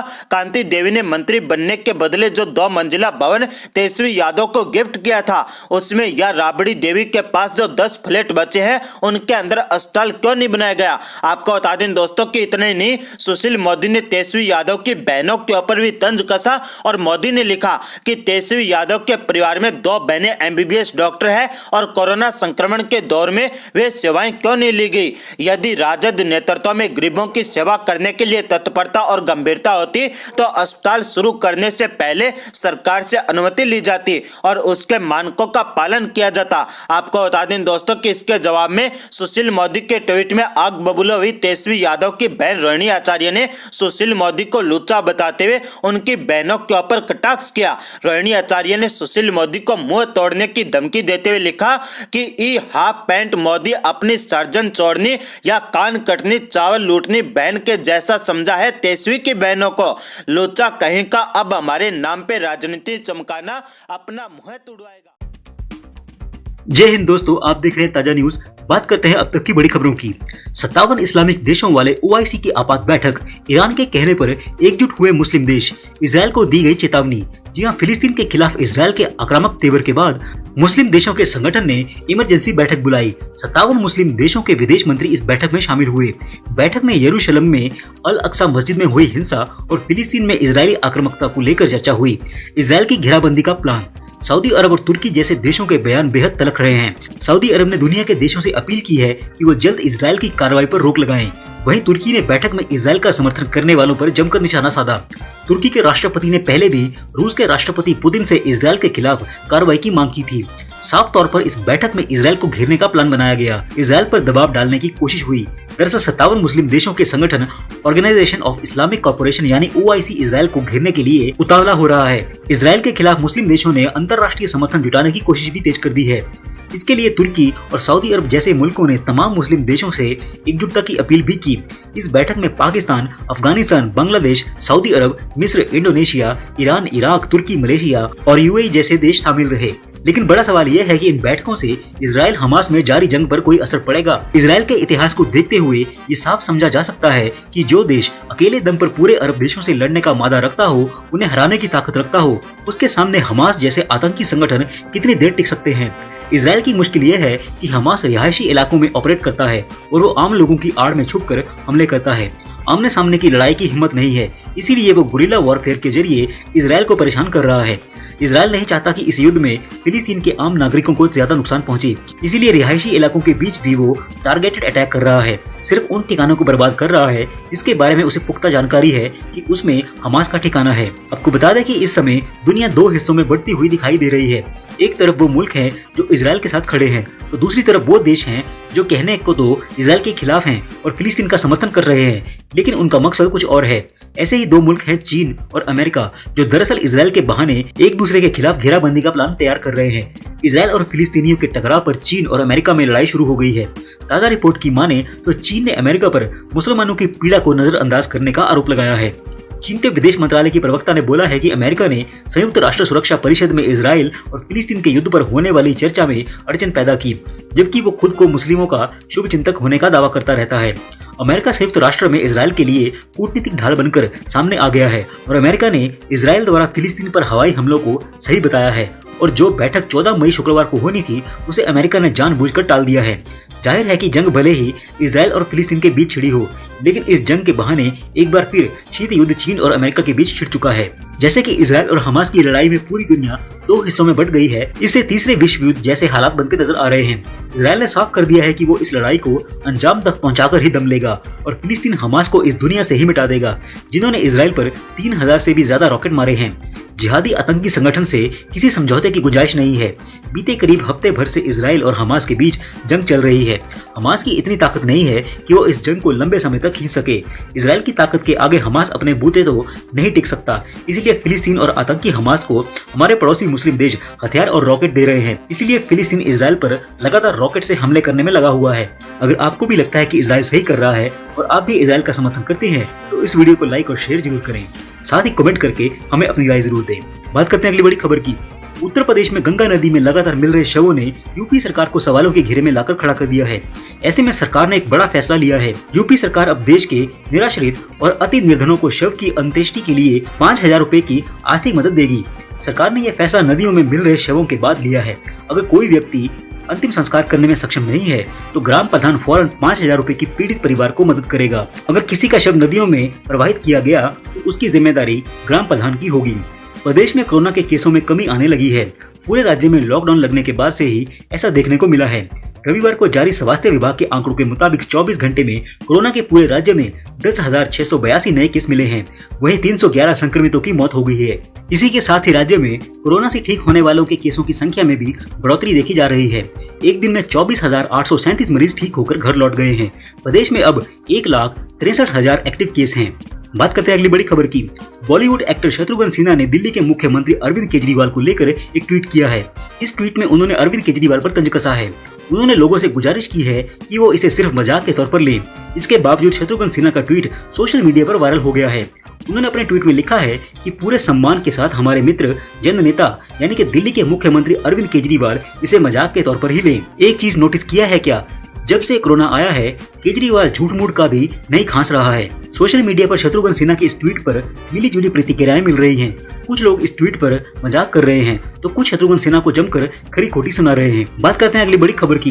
दासना देवी मंदिर के महंत यति नरसिंहानंद सरस्वती को लेकर एक बड़ा खुलासा हुआ है। बताया जा रहा है कि जैश ए मोहम्मद का आतंकी उनकी हत्या की साजिश रच रहा था।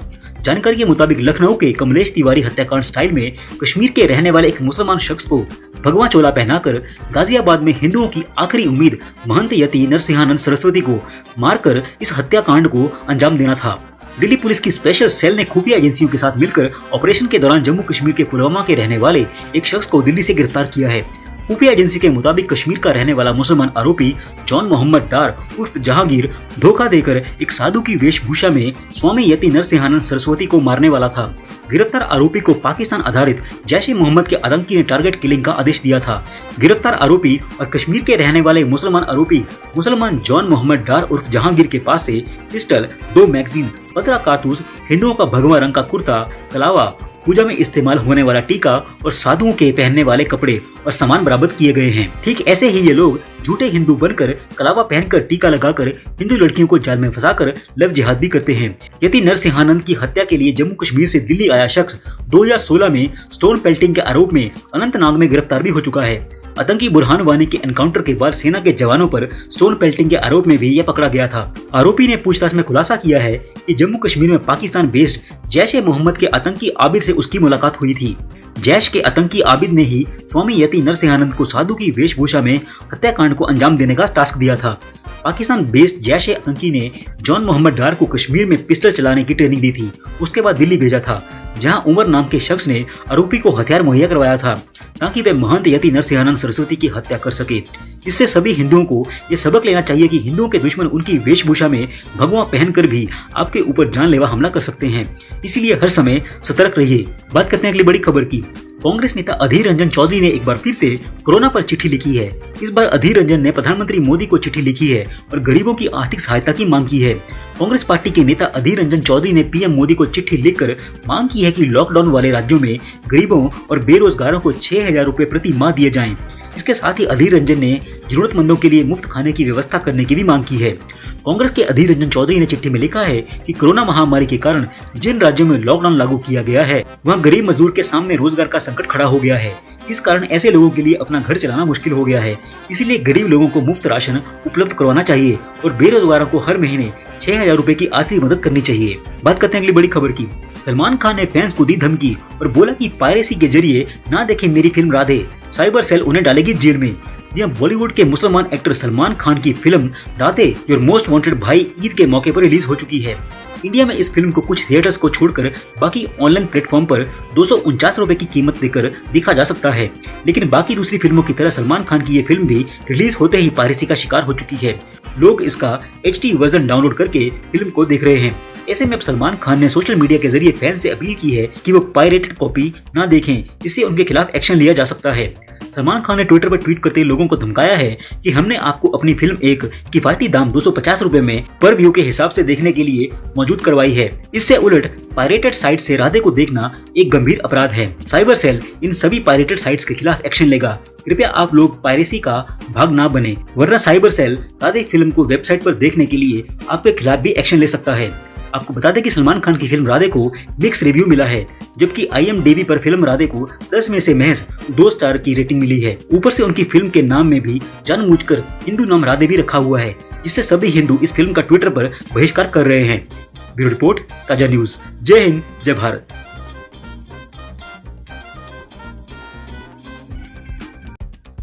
जय हिंद दोस्तों, आप देख रहे हैं ताजा न्यूज। बात करेंगे इस वक्त की बड़ी खबर की। केजरीवाल के बयान से भारत को ऑक्सीजन की भारी मात्रा में मदद करने वाला सिंगापुर भारत से हुआ नाराज। जी हां, विदेश मंत्रालय ने दिल्ली के मुख्यमंत्री अरविंद केजरीवाल के सिंगापुर वेरिएंट के नाम पर डर फैलाने को लेकर जवाब देते हुए कहा है कि दिल्ली के मुख्यमंत्री भारत के लिए नहीं बोलते। मंगलवार 18 मई 2021 को केजरीवाल ने दावा किया था कि सिंगापुर में पाया जाने वाला कोरोना का नया वेरिएंट खतरनाक है, इसीलिए भारत सरकार को इसे भारत आने से रोकने के लिए सिंगापुर की सारी फ्लाइट बंद कर देनी चाहिए। इसके बाद विदेश मंत्रालय के आधिकारिक प्रवक्ता ने बताया कि सिंगापुर सरकार ने भारतीय उच्चायोग को केजरीवाल सरकार के बयान पर कड़ी आपत्ति जताने के लिए कॉल किया था। केजरीवाल के गलत बयान के कारण विदेश मंत्री S जयशंकर को भी इस संबंध में ट्विटर पर स्पष्टीकरण देना पड़ा। भारतीय विदेश मंत्री ने एक ट्वीट में सिंगापुर और भारत के मजबूत रिश्तों को और कोविड दौर में ऑक्सीजन सप्लाई करने पर सराहा। साथ ही अगले ट्वीट में लिखा, हालांकि यह गैर जिम्मेदार रवैया है, वो भी उनका जिन्हें मालूम होना चाहिए कि इससे लंबे समय से चली आ रही साझेदारी खराब हो सकती है।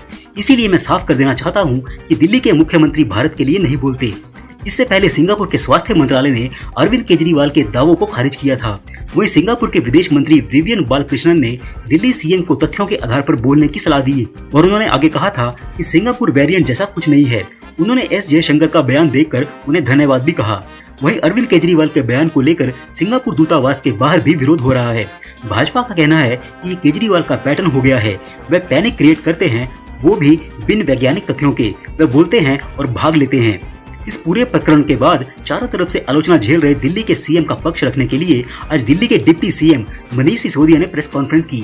मनीष सिसोदिया ने कहा कि इस मामले में देखें तो आज भाजपा ने इस पर बहुत घटिया राजनीति की है। मोटे तौर पर देखें तो केजरीवाल ने सिंगापुर में जो स्ट्रेन है उस पर बोला और दूसरे बच्चों के बारे में बोला। आज भाजपा की और केंद्र सरकार की जिस तरह की प्रतिक्रिया आई है उससे साफ है कि केजरीवाल को तो बच्चों की चिंता है, लेकिन केंद्र और भाजपा को सिंगापुर की चिंता है। बच्चों की वैक्सीन नहीं लाएंगे, सिंगापुर की चिंता करेंगे। सिसोदिया ने कहा कि लंदन में भी एक स्ट्रेन आया था जिसके बारे में काफी लोगों ने अलर्ट किया था। वैज्ञानिकों ने और डॉक्टरों ने अलर्ट किया था कि लंदन के स्ट्रेन से पूरी दुनिया को अलर्ट रहने की जरूरत है। लंदन में आए उस स्ट्रेन को लेकर सरकार नहीं चेती। लंदन में आए उस स्ट्रेन और भारत सरकार की लापरवाही के कारण ही आज देखिए पूरे देश की क्या हालत है। सिसोदिया ने आगे बोला कि आज पूरा देश उसका खामियाजा भुगत रहा है। वो अलर्ट ये समझाने के लिए था कि हम कुछ करें, लेकिन आज हजारों लोगों की जान चली गई और कोई परिवार ऐसा नहीं बचा जिसे घर में कोविड ना हुआ हो। सिसोदिया ने दावा किया कि आज फिर सारी दुनिया में देश के डॉक्टर वार्निंग दे रहे हैं कि बच्चों को खतरा है। सुप्रीम कोर्ट भी यह बात कह रहा है, लेकिन हम आज इस बात को नहीं समझ रहे। मुद्दा सिंगापुर का नहीं है, मुद्दा हमारे बच्चों का है। आप सिंगापुर को मुद्दा बनाना चाहते हैं, हम बच्चों की चिंता कर रहे हैं। हम आपसे हाथ जोड़कर कहते हैं कि बच्चों की चिंता करिए। हर वैज्ञानिक से लेकर सुप्रीम कोर्ट तक यह बात कह रहे हैं कि अगले स्ट्रेन में बच्चों को खतरा है, तो आप उसकी चिंता करिए, उस पर तत्परता दिखाइए। बात करते हैं अगली बड़ी खबर की। राहुल गांधी ने फिर से सुबह उठकर किया केंद्र सरकार को लेकर विवादित ट्वीट। जी हां, देश में चल रही वैक्सीन की भारी कमी के बीच कांग्रेस नेता राहुल गांधी ने मोदी सरकार पर निशाना साधा है। उन्होंने अपने ट्विटर अकाउंट से ट्वीट करते हुए कहा है कि वैक्सीन कम होती जा रही है और कोविड मृत्यु बढ़ती जा रही है। केंद्र सरकार की नीति ध्यान भटकाओ, झूठ फैलाओ, शोर मचाकर तथ्य छुपाओ है। केंद्र सरकार ने वैक्सीनेशन अभियान को आगे बढ़ाते हुए 1 मई से 18 मई से ज्यादा उम्र के सभी नागरिकों का टीकाकरण करने का ऐलान किया था, लेकिन कई राज्यों में अभी तक वैक्सीनेशन के तीसरे चरण की शुरुआत भी नहीं हुई है। कई राज्यों में टीकाकरण अभियान धीमा पड़ा हुआ है। बात करते हैं अगली बड़ी खबर की। मोदी सरकार ने चलाया व्हाट्सएप पर हंटर। जी हां, केंद्र सरकार ने एक बार फिर से इंस्टेंट मैसेजिंग ऐप व्हाट्सएप को नोटिस भेजा है। केंद्रीय इलेक्ट्रॉनिक एवं सूचना प्रौद्योगिकी मंत्रालय ने व्हाट्सएप से एक बार फिर से कहा है कि वो अपनी नई प्राइवेसी पॉलिसी को वापस ले। इससे पहले व्हाट्सएप ने बड़ी चालाकी से अपने नए अपडेट को कुछ दिनों के लिए रोक दिया था, लेकिन अब इस महीने वो फिर से उसे वापस लेकर आया है। उसने कहा था कि वो मई 15, 2021 तक इसे रोक रहा है। अब केंद्र सरकार ने उसे भेजी गई नोटिस में कहा है कि उक्त तारीख तक प्राइवेसी पॉलिसी अपडेट को रोकने का ये अर्थ नहीं है कि वो सूचना की प्राइवेसी, डेटा की सुरक्षा और यूजर्स की पसंद नापसंद का सम्मान ना करे।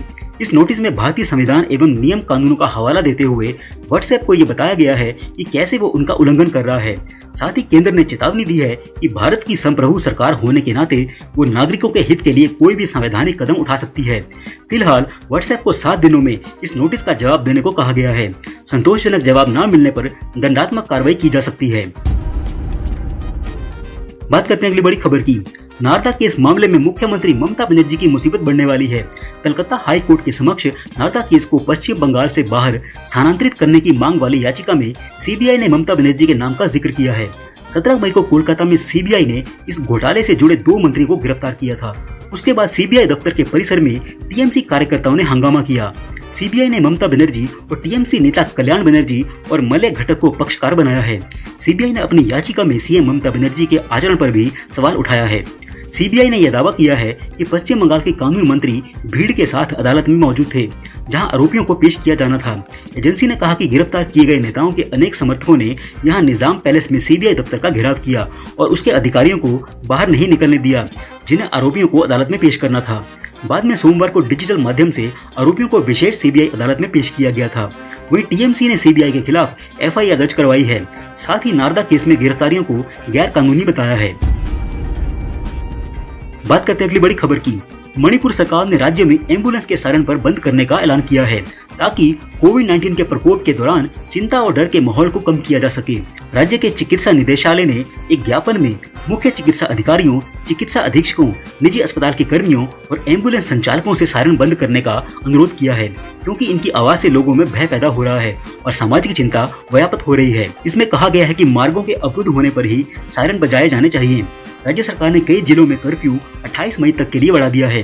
मणिपुर में मंगलवार को कोरोना वायरस के 624 नए मामले सामने आए हैं और संक्रमण के कुल मामले 40,683 पर पहुंच गए हैं। 20 संक्रमितों की मौत होने से मृतक संख्या बढ़कर 612 पर पहुंच गई है। बात करते हैं अगली बड़ी खबर की।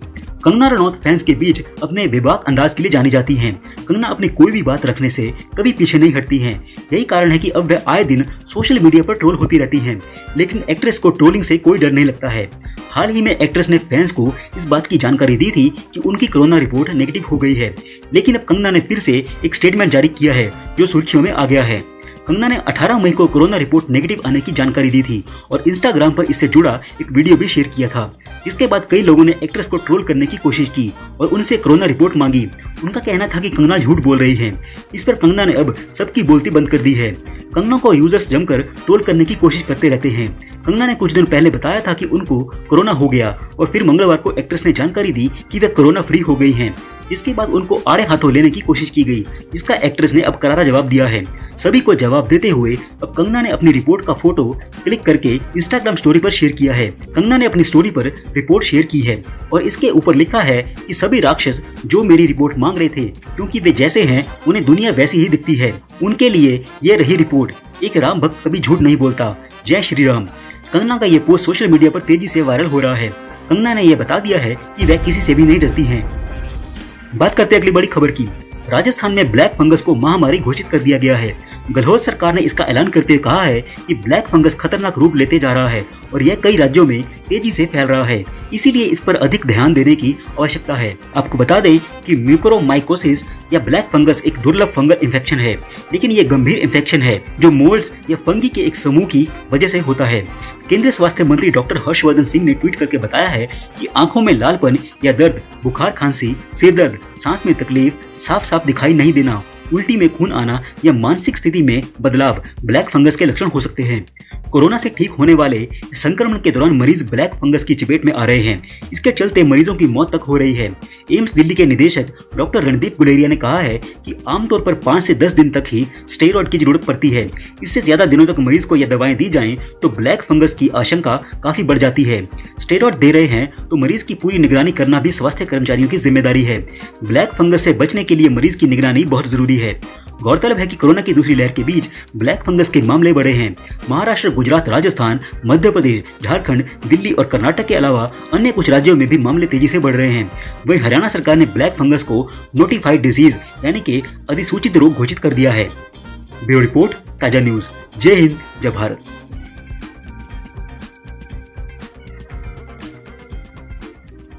इस वीडियो में हम आपको बताएंगे इस समय की बेहद बड़ी ब्रेकिंग न्यूज के बारे में, जिन्हें जानना आपके लिए बेहद जरूरी है, इसलिए इस वीडियो को अंत तक जरूर देखें। इस वीडियो को लाइक और शेयर जरूर करें। चलिए बात करते हैं अगली बड़ी खबर की, जो केजरीवाल को लेकर सामने आई है। जी आपको बता दें कि कोरोना के सिंगापुर वेरिएंट पर पूरे भारत में और दुनिया में डर फैलाकर घिरे केजरीवाल चारों तरफ से हुई आलोचना केजरीवाल की। जी आपको बता दें कि भारत के विदेश मंत्रालय ने ही यानी कि एस जयशंकर ने भी लताड़ा है केजरीवाल को। सिंगापुर ने भी जता दी आपत्ति और ये बोला कि ये आप नहीं कर सकते हमारे साथ, और पुरानी मित्रता को लेकर भी डैमेज हो सकता है। जी आपको बता दें कि देश में कोरोना महामारी की दूसरी लहर का कहर तो जारी है, लेकिन तीसरी कहर को लेकर सतर्कता भी बढ़ाई गई है। इसी के बीच बीते दिनों दिल्ली के मुख्यमंत्री अरविंद केजरीवाल ने कोरोना के सिंगापुर स्ट्रेन को लेकर चेताया था और ये बोला कि भारत सरकार से एक्शन की अपील की थी। पहले भारत सरकार ने अरविंद केजरीवाल के आरोपों का जवाब दिया, लेकिन अब भारत के लिए शर्मनाक बात तो ये है कि सिंगापुर की सरकार ने भी इस पर कड़ी आपत्ति जताते हुए जवाब दे दिया है। यानी कि केजरीवाल ने भारत सरकार की इमेज सिंगापुर के सामने छोटी कर दी है। साथ ही भारतीय उच्चायुक्त को तलब करके अपनी नाराजगी जताई है। आपको बता दें कि दिल्ली के मुख्यमंत्री अरविंद केजरीवाल ने ट्वीट में आशंका जताई कि वायरस का ये नया स्वरूप तीसरी लहर के रूप में भारत में दस्तक दे सकता है। उन्होंने हिंदी में ट्वीट किया, सिंगापुर में आया कोरोना वायरस का खतरनाक नया वेरिएंट बच्चों के लिए बेहद खतरनाक बताया जा रहा है। भारत में ये तीसरी लहर के रूप में आ सकता है। वहीं केंद्र की मोदी सरकार से मेरी अपील है कि सिंगापुर के साथ सभी हवाई सेवाएं तत्काल प्रभाव से अभी की अभी मोदी सरकार रद्द करे और बच्चों के लिए भी टीके के विकल्पों पर प्राथमिकता के आधार पर काम करे। वहीं सिंगापुर के बाद अब केंद्र की मोदी सरकार ने भी केजरीवाल को करारा जवाब दिया है। जी आपको बता दें कि विमानन मंत्री हरदीप सिंह पुरी ने यह बोला कि सिंगापुर की स्थिति पर केंद्र की मोदी सरकार की नजर है और सभी एहतियात बढ़ती जा रही है। इतना ही नहीं, बीजेपी ने केजरीवाल को तो यहाँ तक बोल दिया कि भारत की सभी इंटरनेशनल फ्लाइट्स मार्च 2020 से ही बंद है, 20 से, और सिंगापुर के साथ हमारा एयर बबल भी नहीं है। उन्होंने ये बोला कि वंदे भारत मिशन के तहत दोनों देशों के बीच कुछ उड़ानें तो जारी हैं ताकि वहां फंसे भारतीयों को वापस यहां पर अपने देश में लाया जा सके, लेकिन हम पहले से ही, तुम्हारे बोलने से पहले से ही सिंगापुर के साथ कोई भी उड़ानें नहीं चला रही हैं। भारत में मौजूद सिंगापुर के दूतावास ने मुख्यमंत्री केजरीवाल के इस ट्वीट का जवाब दिया है। इसमें यह बोला गया है कि सिंगापुर में कोरोना के नए स्ट्रेन पाए जाने की बात में कोई सच्चाई नहीं है। केजरीवाल ये गलत बोल रही हैं कि सिंगापुर का वेरिएंट है। टेस्टिंग के आधार पर यह पता चला है, सिंगापुर ने बोला कि सिंगापुर में कोरोना का B16172 का वेरिएंट मिला है जो भारत में ही पैदा हुआ है। इसमें बच्चों से जुड़े कुछ मामले भी शामिल हैं। वहीं सिंगापुर के स्वास्थ्य मंत्रालय यानी कि हेल्थ मिनिस्ट्री ने यह बयान जारी करके दिल्ली के मुख्यमंत्री अरविंद केजरीवाल के दावे का खंडन किया और भारत के लिए एक शर्मनाक बात कही है। आपको बता दें कि दिल्ली के मुख्यमंत्री अरविंद केजरीवाल के बयान पर अब तो बवाल ही हो चुका है। जी आपको बता दें कि केजरीवाल के बयान से भड़की सिंगापुर की सरकार ने भारतीय उच्चायुक्त को तलब कर दिया है। जी हाँ, यानी कि भारत के सिंगापुर के साथ संबंधों पर असर भी पड़ सकता है। जी आपको बता दें कि केजरीवाल के बयान से भड़की सिंगापुर सरकार ने अब एक बयान भी जारी किया है और ये बोला, जी आपको बता दें कि सिंगापुर के विदेश मंत्री ने भी इस मसले पर दिल्ली के मुख्यमंत्री अरविंद केजरीवाल को जवाब दिया है। उन्होंने ये बोला कि राजनेताओं को तथ्यों पर बात करनी चाहिए। उन्होंने ये बोला कि कोरोना का कोई सिंगापुर वेरिएंट नहीं है, केजरीवाल झूठ बोल रहे हैं। दूसरी ओर भारत की केंद्र सरकार यानी कि मोदी सरकार ने भी इस मामले पर अब जवाब दिया है। दिल्ली के मुख्यमंत्री के पास कोरोना वायरस के वेरिएंट या फिर विमानन पॉलिसी पर बोलने का अधिकार नहीं है सिंगापुर को। जी आपको बता दें कि भारत के विदेश मंत्री एस जयशंकर ने ट्वीट करके ये बोला कि सिंगापुर और भारत दोनों कोरोना वायरस के खिलाफ लड़ाई लड़ रहे हैं पूरी दुनिया में। इस लड़ाई में सिंगापुर द्वारा भारत की जो मदद की गई है उसके लिए उनका यानी कि सिंगापुर का धन्यवाद। भारत ये साफ कर देना चाहता है कि दिल्ली के मुख्यमंत्री केजरीवाल का सिंगापुर पर यह बयान कोरोना को लेकर और कोरोना वेरिएंट पर लेकर भारत का बयान बिल्कुल भी नहीं है। केजरीवाल भारत के प्रधानमंत्री नहीं हैं। वहीं दूसरी ओर केजरीवाल को इंटरनेशनल मामले में अब घिरता हुआ देखकर मनीष सिसोदिया ने भी आज ये बोल दिया है कि कल केजरीवाल ने यह बोला था कि सिंगापुर में बच्चों के ऊपर खतरा मंडरा रहा है, इसीलिए हमें यानी कि भारत को भी सतर्क रहने की जरूरत है। कई न्यूज चैनल में ये बात सामने आई थी कि साथ ही सिंगापुर के शिक्षा मंत्री ने भी यह बयान दिया था कि बच्चों पर खतरा बढ़ रहा है। मनीष सिसोदिया ने केजरीवाल के बचाव में आगे ये बोला कि हम अब इस मामले में देखें तो आज भाजपा ने इस पर बहुत ही घटिया राजनीति की है। मोटे तौर पर देखें तो केजरीवाल ने सिंगापुर में जो स्ट्रेन है उस पर बोला है और दूसरा बच्चों के बारे में बोला है। और केंद्र की मोदी सरकार की जिस तरह से प्रतिक्रिया सामने आई है सिंगापुर को लेकर, उससे यह साफ है कि केजरीवाल जी को तो भारत के बच्चों की चिंता है, लेकिन केंद्र की मोदी सरकार यानी कि भाजपा को सिंगापुर की चिंता है, भारत के बच्चों की नहीं। बच्चों की वैक्सीन नहीं लाएंगे और सिंगापुर की ये लोग चिंता करेंगे। मनीष सिसोदिया ने केजरीवाल का बचाव करते हुए आगे ये बोला कि लंदन में भी एक स्ट्रेन पाया गया था कोरोना वायरस का, जिसके बारे में काफी लोगों ने अलर्ट किया था। वैज्ञानिकों ने और डॉक्टरों ने लोगों को अलर्ट किया था कि लंदन के स्ट्रेन से पूरी दुनिया को अलर्ट रहने की जरूरत है। लंदन में आए उस ट्रेन को लेकर सरकार नहीं चेती, सरकार ने कोई प्लानिंग नहीं की।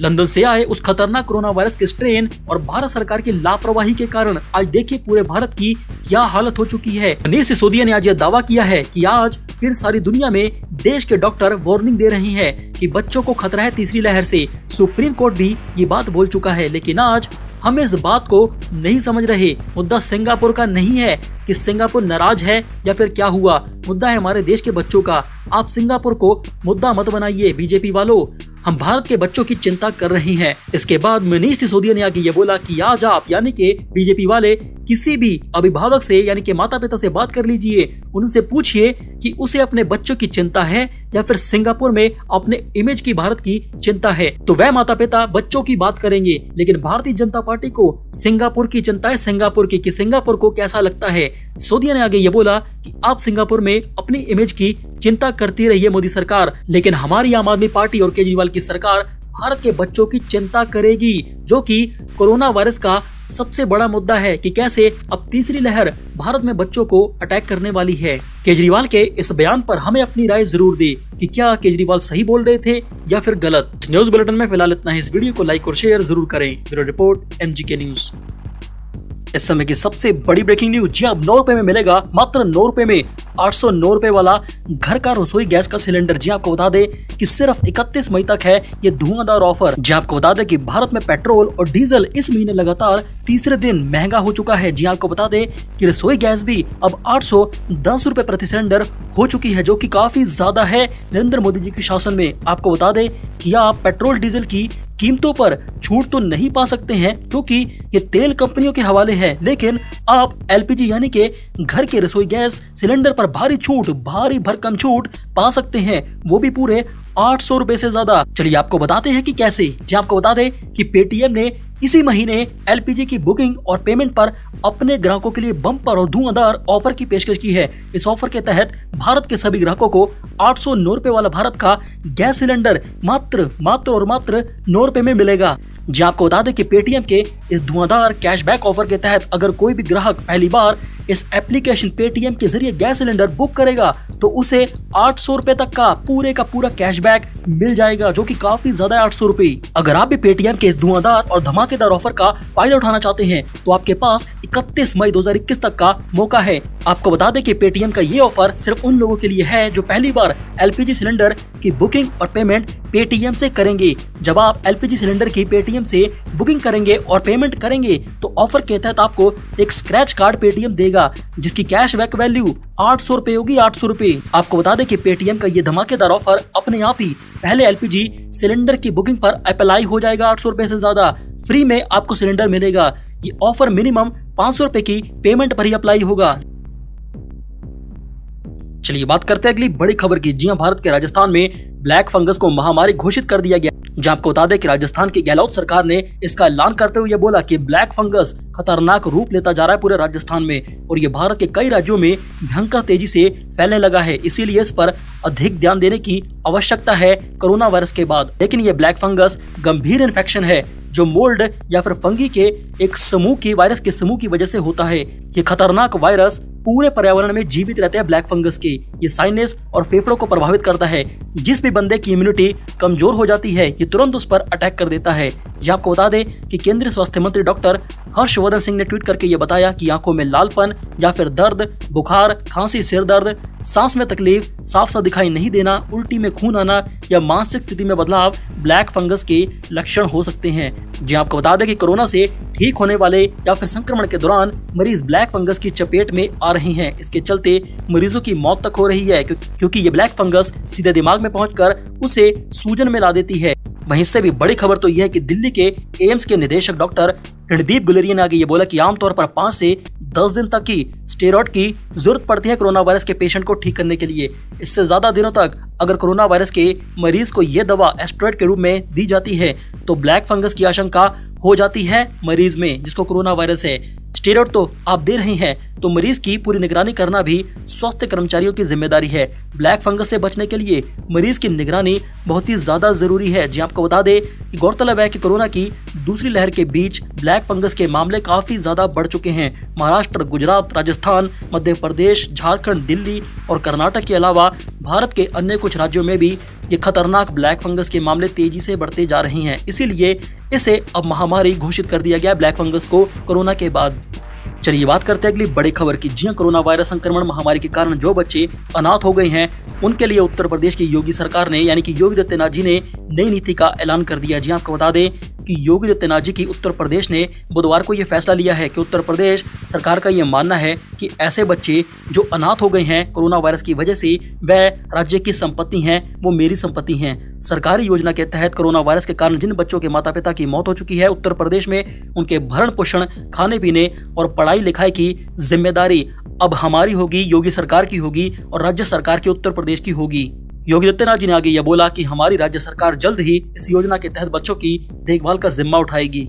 आपको बता दें कि ठीक इसी तरह की घोषणा पिछले दिन अरविंद केजरीवाल ने भी की थी कि दिल्ली में जिनके माता पिता मर चुके हैं उनके बच्चों की देखभाल अब केजरीवाल करेंगे। ठीक वैसा ही अब योगी आदित्यनाथ जी ने भी ऐलान कर दिया उत्तर प्रदेश में।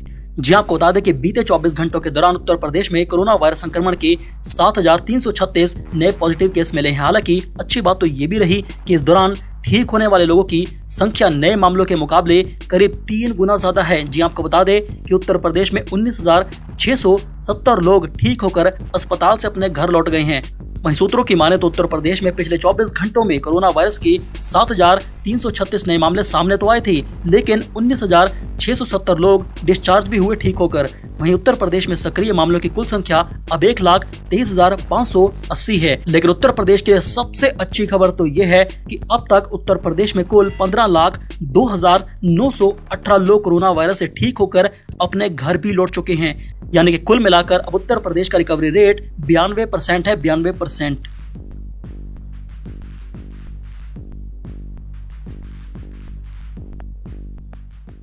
चलिए बात करते हैं अगली बड़ी खबर की जो केजरीवाल को लेकर सामने आई है। जी आपको बता दें कि कोरोना के सिंगापुर वेरिएंट पर पूरे भारत में और दुनिया में डर फैलाकर घिरे केजरीवाल चारों तरफ से हुई आलोचना केजरीवाल की। जी आपको बता दें कि भारत के विदेश मंत्रालय ने ही यानी कि एस जयशंकर ने भी लताड़ा है केजरीवाल को। सिंगापुर ने भी जता दी आपत्ति और ये बोला कि ये आप नहीं कर सकते हमारे साथ और पुरानी मित्रता को लेकर भी डैमेज हो सकता है। जी आपको बता दें कि देश में कोरोना महामारी की दूसरी लहर का कहर तो जारी है, लेकिन तीसरी कहर को लेकर सतर्कता भी बढ़ाई गई है। इसी के बीच बीते दिनों दिल्ली के मुख्यमंत्री अरविंद केजरीवाल ने कोरोना के सिंगापुर सिंगापुर स्ट्रेन को लेकर चेताया था और ये बोला कि भारत सरकार से एक्शन की अपील की थी। पहले भारत सरकार ने अरविंद केजरीवाल के आरोपों का जवाब दिया, लेकिन अब भारत के लिए शर्मनाक बात तो ये है कि सिंगापुर की सरकार ने भी इस पर कड़ी आपत्ति जताते हुए जवाब दे दिया है। यानी कि केजरीवाल ने भारत सरकार की इमेज सिंगापुर के सामने छोटी कर दी है। साथ ही भारतीय उच्चायुक्त को तलब करके अपनी नाराजगी जताई है। आपको बता दें कि दिल्ली के मुख्यमंत्री अरविंद केजरीवाल ने ट्वीट में आशंका जताई कि वायरस का ये नया स्वरूप तीसरी लहर के रूप में भारत में दस्तक दे सकता है। उन्होंने हिंदी में ट्वीट किया, सिंगापुर में आया कोरोना वायरस का खतरनाक नया वेरिएंट बच्चों के लिए बेहद खतरनाक बताया जा रहा है। भारत में ये तीसरी लहर के रूप में आ सकता है। वहीं केंद्र की मोदी सरकार से मेरी अपील है कि सिंगापुर के साथ सभी हवाई सेवाएं तत्काल प्रभाव से अभी के अभी मोदी सरकार रद्द करे और बच्चों के लिए भी टीके के विकल्पों पर प्राथमिकता के आधार पर काम करे। वहीं सिंगापुर के बाद अब केंद्र की मोदी सरकार ने भी केजरीवाल को करारा जवाब दिया है। जी आपको बता दें कि विमानन मंत्री हरदीप सिंह पुरी ने यह बोला कि सिंगापुर की स्थिति पर केंद्र की मोदी सरकार की नजर है और सभी एहतियात बढ़ती जा रही है। इतना ही नहीं, बीजेपी ने केजरीवाल को तो यहाँ तक बोल दिया कि भारत की सभी इंटरनेशनल फ्लाइट्स मार्च 2020 से ही बंद है, 20 से, और सिंगापुर के साथ हमारा एयर बबल भी नहीं है। उन्होंने ये बोला कि वंदे भारत मिशन के तहत दोनों देशों के बीच कुछ उड़ानें तो जारी हैं ताकि वहां फंसे भारतीयों को वापस यहां पर अपने देश में लाया जा सके, लेकिन हम पहले से ही, तुम्हारे बोलने से पहले से ही सिंगापुर के साथ कोई भी उड़ानें नहीं चला रही हैं। भारत में मौजूद सिंगापुर के दूतावास ने मुख्यमंत्री केजरीवाल के इस ट्वीट का जवाब दिया है। इसमें यह बोला गया है कि सिंगापुर में कोरोना के नए स्ट्रेन पाए जाने की बात में कोई सच्चाई नहीं है। केजरीवाल ये गलत बोल रहे हैं कि सिंगापुर का वेरिएंट है। टेस्टिंग के आधार पर यह पता चला है, सिंगापुर ने बोला कि सिंगापुर में कोरोना का B16172 का वेरिएंट मिला है जो भारत में ही पैदा हुआ है। इसमें बच्चों से जुड़े कुछ मामले भी शामिल हैं। वहीं सिंगापुर के स्वास्थ्य मंत्रालय यानी कि हेल्थ मिनिस्ट्री ने यह बयान जारी करके दिल्ली के मुख्यमंत्री अरविंद केजरीवाल के दावे का खंडन किया और भारत के लिए एक शर्मनाक बात कही है। आपको बता दें कि दिल्ली के मुख्यमंत्री अरविंद केजरीवाल के बयान पर अब तो बवाल ही हो चुका है। जी आपको बता दें कि केजरीवाल के बयान से भड़की सिंगापुर की सरकार ने भारतीय उच्चायुक्त को तलब कर दिया है। जी हाँ, यानी कि भारत के सिंगापुर के साथ संबंधों पर असर भी पड़ सकता है। जी आपको बता दें कि केजरीवाल के बयान से भड़की सिंगापुर सरकार ने अब एक बयान भी जारी किया है और ये बोला, जी आपको बता दें कि सिंगापुर के विदेश मंत्री ने भी इस मसले पर दिल्ली के मुख्यमंत्री अरविंद केजरीवाल को जवाब दिया है। उन्होंने ये बोला कि राजनेताओं को तथ्यों पर बात करनी चाहिए। उन्होंने ये बोला कि कोरोना का कोई सिंगापुर वेरिएंट नहीं है, केजरीवाल झूठ बोल रहे हैं। दूसरी ओर भारत की केंद्र सरकार यानी कि मोदी सरकार ने भी इस मामले पर अब जवाब दिया है। दिल्ली के मुख्यमंत्री के पास कोरोना वायरस के वेरिएंट या फिर विमानन पॉलिसी पर बोलने का अधिकार नहीं है सिंगापुर को। जी आपको बता दें कि भारत के विदेश मंत्री एस जयशंकर ने ट्वीट करके ये बोला कि सिंगापुर और भारत दोनों कोरोना वायरस के खिलाफ लड़ाई लड़ रहे हैं पूरी दुनिया में। इस लड़ाई में सिंगापुर द्वारा भारत की जो मदद की गई है उसके लिए उनका यानी कि सिंगापुर का धन्यवाद। भारत ये साफ कर देना चाहता है कि दिल्ली के मुख्यमंत्री केजरीवाल का सिंगापुर पर यह बयान कोरोना को लेकर और कोरोना वेरिएंट पर लेकर भारत का बयान बिल्कुल भी नहीं है। केजरीवाल भारत के प्रधानमंत्री नहीं है। वहीं दूसरी ओर केजरीवाल को इंटरनेशनल मामले में अब घिरता हुआ देखकर मनीष सिसोदिया ने भी आज ये बोल दिया है कि कल केजरीवाल ने यह बोला था कि सिंगापुर में बच्चों के ऊपर खतरा मंडरा रहा है, इसीलिए हमें यानी कि भारत को भी सतर्क रहने की जरूरत है। कई न्यूज चैनल में ये बात सामने आई थी कि साथ ही सिंगापुर के शिक्षा मंत्री ने भी यह बयान दिया था कि बच्चों पर खतरा बढ़ रहा है। मनीष सिसोदिया ने केजरीवाल के बचाव में आगे ये बोला कि हम अब इस मामले में देखें तो आज भाजपा ने इस पर बहुत ही घटिया राजनीति की है। मोटे तौर पर देखें तो केजरीवाल ने सिंगापुर में जो स्ट्रेन है उस पर बोला है और दूसरा बच्चों के बारे में बोला है। और केंद्र की मोदी सरकार की जिस तरह से प्रतिक्रिया सामने आई सिंगापुर को लेकर, उससे यह साफ है कि केजरीवाल जी को तो भारत के बच्चों की चिंता है, लेकिन केंद्र की मोदी सरकार यानी कि भाजपा को सिंगापुर की चिंता है, भारत के बच्चों की नहीं। बच्चों की वैक्सीन नहीं लाएंगे और सिंगापुर की ये लोग चिंता करेंगे। मनीष सिसोदिया ने केजरीवाल का बचाव करते हुए आगे ये बोला कि लंदन में भी एक स्ट्रेन पाया गया था कोरोना वायरस का, जिसके बारे में काफी लोगों ने अलर्ट किया था। वैज्ञानिकों ने और डॉक्टरों ने लोगों को अलर्ट किया था कि लंदन के स्ट्रेन से पूरी दुनिया को अलर्ट रहने की जरूरत है। लंदन में आए उस ट्रेन को लेकर सरकार नहीं चेती, सरकार ने कोई प्लानिंग नहीं की। लंदन से आए उस खतरनाक कोरोना वायरस के स्ट्रेन और भारत सरकार की लापरवाही के कारण आज देखिए पूरे भारत की क्या हालत हो चुकी है। मनीष सिसोदिया ने आज यह दावा किया है कि आज फिर सारी दुनिया में देश के डॉक्टर वार्निंग दे रहे हैं कि बच्चों को खतरा है तीसरी लहर से। सुप्रीम कोर्ट भी ये बात बोल चुका है, लेकिन आज हम इस बात को नहीं समझ रहे। मुद्दा सिंगापुर का नहीं है कि सिंगापुर नाराज है या फिर क्या हुआ, मुद्दा है हमारे देश के बच्चों का। आप सिंगापुर को मुद्दा मत बनाइए बीजेपी वालों, हम भारत के बच्चों की चिंता कर रहे हैं। इसके बाद मनीष सिसोदिया ने आगे ये बोला कि आज आप यानी कि बीजेपी वाले किसी भी अभिभावक से यानी कि माता पिता से बात कर लीजिए, उनसे पूछिए कि उसे अपने बच्चों की चिंता है या फिर सिंगापुर में अपने इमेज की भारत की चिंता है। तो वह माता पिता बच्चों की बात करेंगे, लेकिन भारतीय जनता पार्टी को सिंगापुर की चिंता है, सिंगापुर की कि सिंगापुर को कैसा लगता है। सिसोदिया ने आगे ये बोला कि आप सिंगापुर में अपनी इमेज की चिंता करती रहिए मोदी सरकार, लेकिन हमारी आम आदमी पार्टी और केजरीवाल की सरकार भारत के बच्चों की चिंता करेगी, जो कि कोरोना वायरस का सबसे बड़ा मुद्दा है कि कैसे अब तीसरी लहर भारत में बच्चों को अटैक करने वाली है। केजरीवाल के इस बयान पर हमें अपनी राय जरूर दी कि क्या केजरीवाल सही बोल रहे थे या फिर गलत।